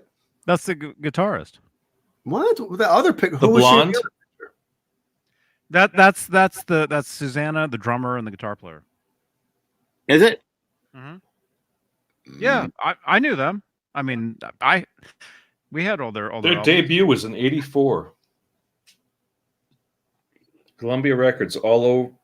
Oh, I almost look said at that. Wrong. There's an early. I almost said that wrong. All over the place. Look at that picture. That's an early one right there. Look at Ozzy Osbourne and sneaking in the back again. That's probably '84 again. The Bengals were a 3-piece. Going down to Liverpool. I almost said that wrong too. And Ozzy was just there all the time with them. That was his alter ego, like kind of like, who was it? Like Buckethead or someone who you never knew, or Kiss, where they would put their makeup on. It could be anybody. Yeah, Once in a while, Ozzy replaced her. If you saw them on the right night. Dude, look at that, man. It's so I don't know why I find it funny, but it's funny. Well, you know what? I hate to say it, but Susanna looks a little like Vinnie Vincent. Don't ruin it for me, you son. I hate to say it, but it's true, right? Shit. There's Ozzy. Oh, look at him. Fozzy Osbourne. That's pretty good. I always want. That's funny. What is that, Michael?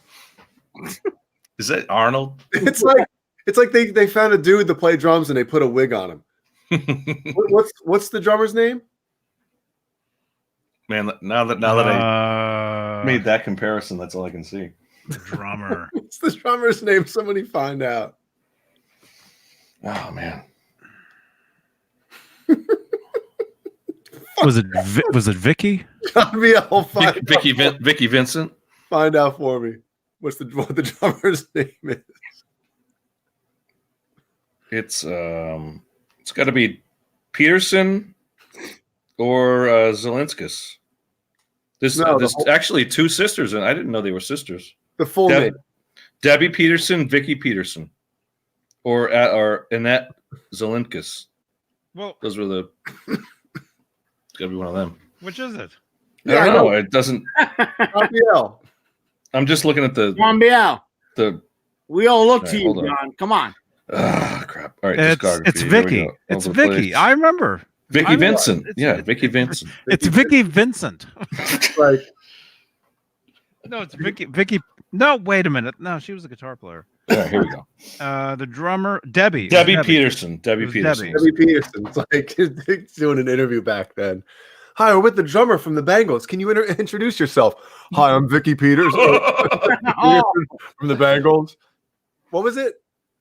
Debbie Peterson. Hi, I'm Debbie Peterson. I play drums in the Bangles. I'm Deborah. I'm so man. Oh god. Oh God. What was Jim Carrey's character? The on Living Color, he played the girl with the pigtails, Oh my God. Yes. and she was like a like a muscle girl. Muscle guy, like Yeah. God, fucking ridiculous.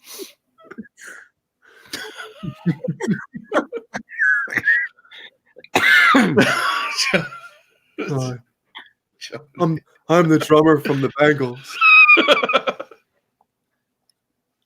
Oh, man. It's like they had to work with what they had, White, yeah, it looks the metal soda so white chicks. It does. It does look like white chicks. Well, some of those pictures she looks actually pretty good. They want to know. Man, if you were on tour back in the 80s, you would look pretty bad yourself too. Yeah, I'm a guy. I know. I'd have that much makeup on though, probably. That last one, she looks that's probably a publicity photo. She looks pretty good in that one. Hi, can I sit in the front? That middle one looks a little. She had to sit down because she Tough. gets fall. It's like they try to take. No, man, I gotta stop. Well, Susanna Hoff was like 5 feet tall. She was a little girl. Wow. Larry Bird with a Laren Bird. Larry Big Bird.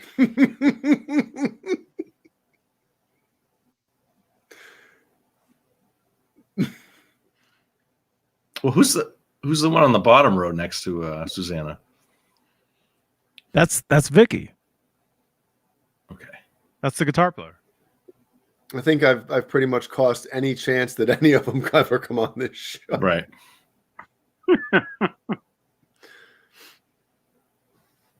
So they were sisters, I assume. Vicky and Debbie. I don't Deal? know. Package deal. I have no idea. She graduated. She graduated with honors in high school. Okay. What's that from?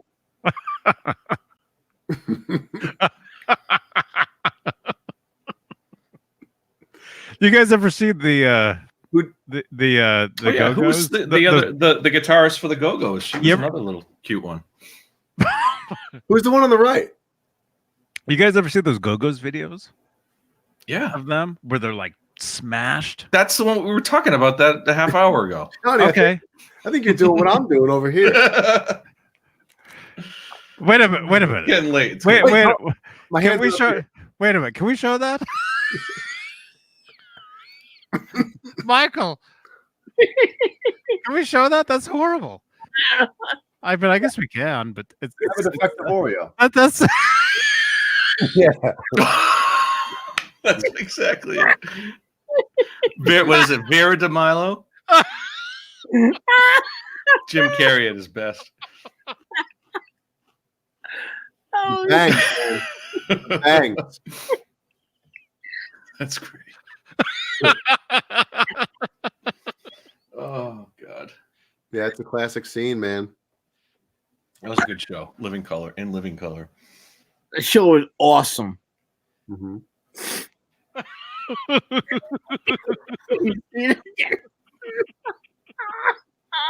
The dog boss says it's Mancuda. Fucking cat.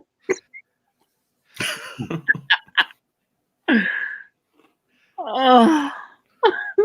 You got to watch the clip though. The whole character is great. That's funny as hell. Johnny, I have it on. I'm just not sharing it, is it? no, it is. We see it. You see him dancing? No. Oh, was it a GIF? I don't want the gift. Come on. Well, I don't know if you could play the video on here. We might get Oh, Here, I'll do it. I'm watching. It's great, man. I can't.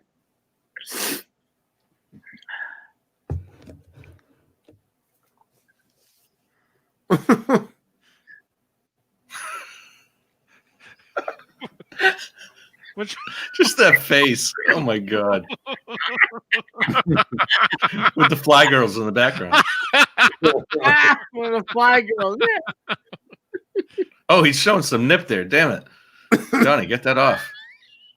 Oh God.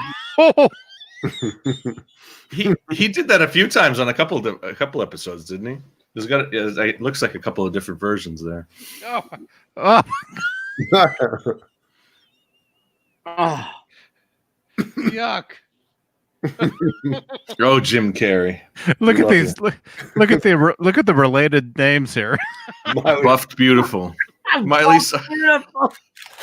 Miley. Yeah, why is Miley Cyrus in there? because her hair's like that. Oh, Come on, play the clip. nah. Oh my! We're probably already flagged. Come on. Yeah, we're fucking done. It's not my fault. I didn't play anything. I didn't do nothing. I'm innocent. I didn't do it. Jay's like this. It was me. I fucked out. Oh. Wow.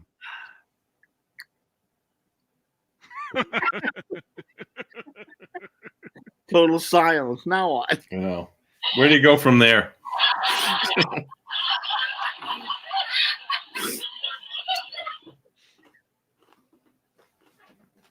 Oh boy. Jim Carrey's a funny. Oh yes, Me, Myself, and Irene. Yes, Brett. That is a hilarious movie. You ever see that movie? With Renee Zellweger? No. Yeah. Yeah, that's a good movie. Oh, that's a good movie. That is a really good movie. It's a dark comedy. It's not even that dark, though. Well, Yeah, well, I would say a lot of Jimmy Carrey's were dark comedies, but that's just like a fun, just like a laugh out loud comedy kind of. Jimmy Carrey. right. I think it is. What, Jay? Jimmy Carrey, huh? Little Jimmy Carrey. Jim Carrey. Sorry. No, John said Jimmy Carrey. Like, What was his first big movie? Do you guys remember? I'm thinking of one, but I don't know if it was him. Once Bitten. Twice Shy? Was it Earth Girls Are Easy? Was that him? Really? John Biel. Tell John Biel to look it up. I was thinking that was the first one that he was in. Maybe not. He was in something called Once Bitten, but he wasn't the star. But he was in it. So, of course, afterwards, he's like the main face on the thing, even Right. though he's just a. And then The Mask was his breakout. Oh, yeah. What a yeah. great movie that is. Mask. I love that fucking man, movie. so and so was so hot in that movie. Yeah. Oh, Oh yeah. what's her name? Yeah, Earth Girls Are Easy. That was his first. One of his first. 88. So he probably did something before that. The Ace Ventura was I mean that put Ace him into Ventura. like the stratosphere, man. Yeah, exactly. Yeah.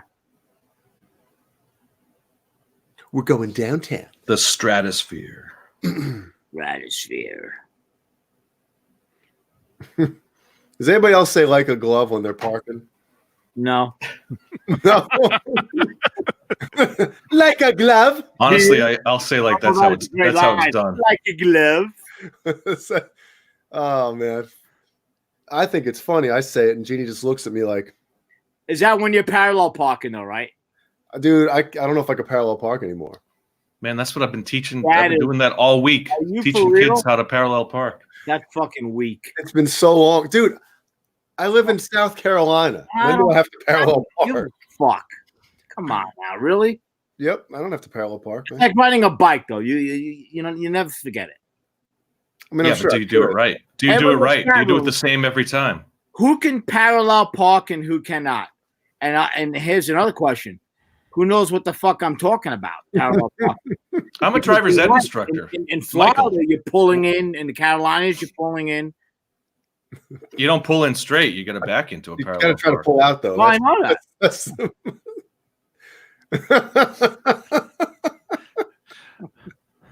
Always pull out. Here we go. This is awesome. When in doubt. Nice. Parallel parking is simple. Squish What? mittens. What the fuck? That? Oh, squish mittens. Yeah, that's I don't know what that is. What does that mean? What are squish mittens? I don't know, but it's funny. It means if you're parking and whatever you run over, you squish them. Squish kittens. Squish kittens. I don't approve of that, but Neither do I. and I'll be honest with you, driving around with these kids, we that topic has come up, like squirrels and animals in the road. You have to take the animal sometimes. Sometimes you got to hit the squirrel. It's if it's safety first, you got to hit. You got to run over the squirrel. You're not zoning in on the motherfucker, right? No.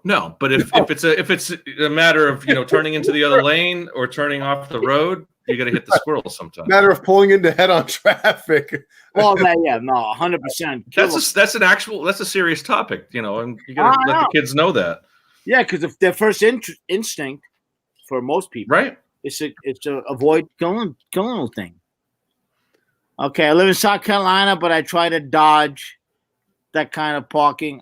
Okay, you can do it. It's not fun. All right. Dodge the semi-trucks.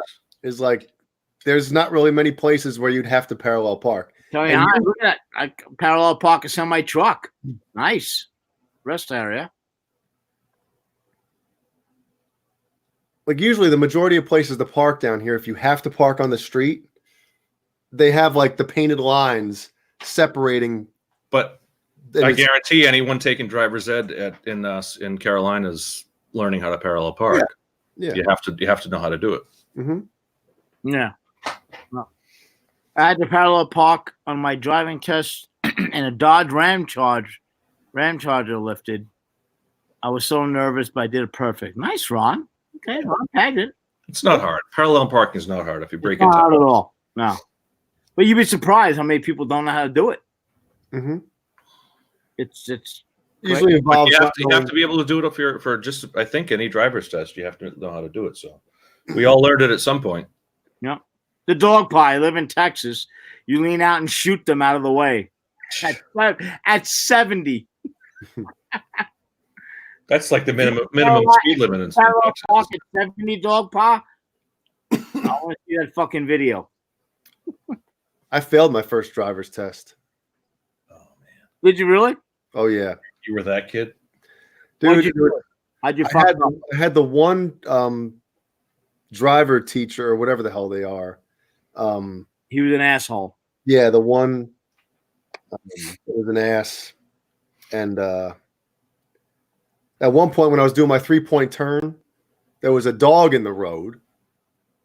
So I was like looking at the instructor like, what do I do? And he looks at me like, I don't know. What do you do? yeah, exactly. Like, excuse me.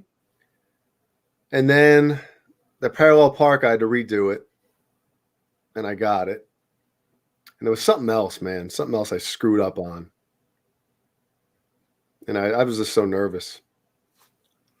Well, a lot of times when Well, it is nerve wracking. I mean, honestly, I see it every couple of days. I like I said, I mean, I've told you guys I'm doing driver's ed now, so I see the kids get in the car and they're absolutely scared. Like they don't know what to, they don't know what.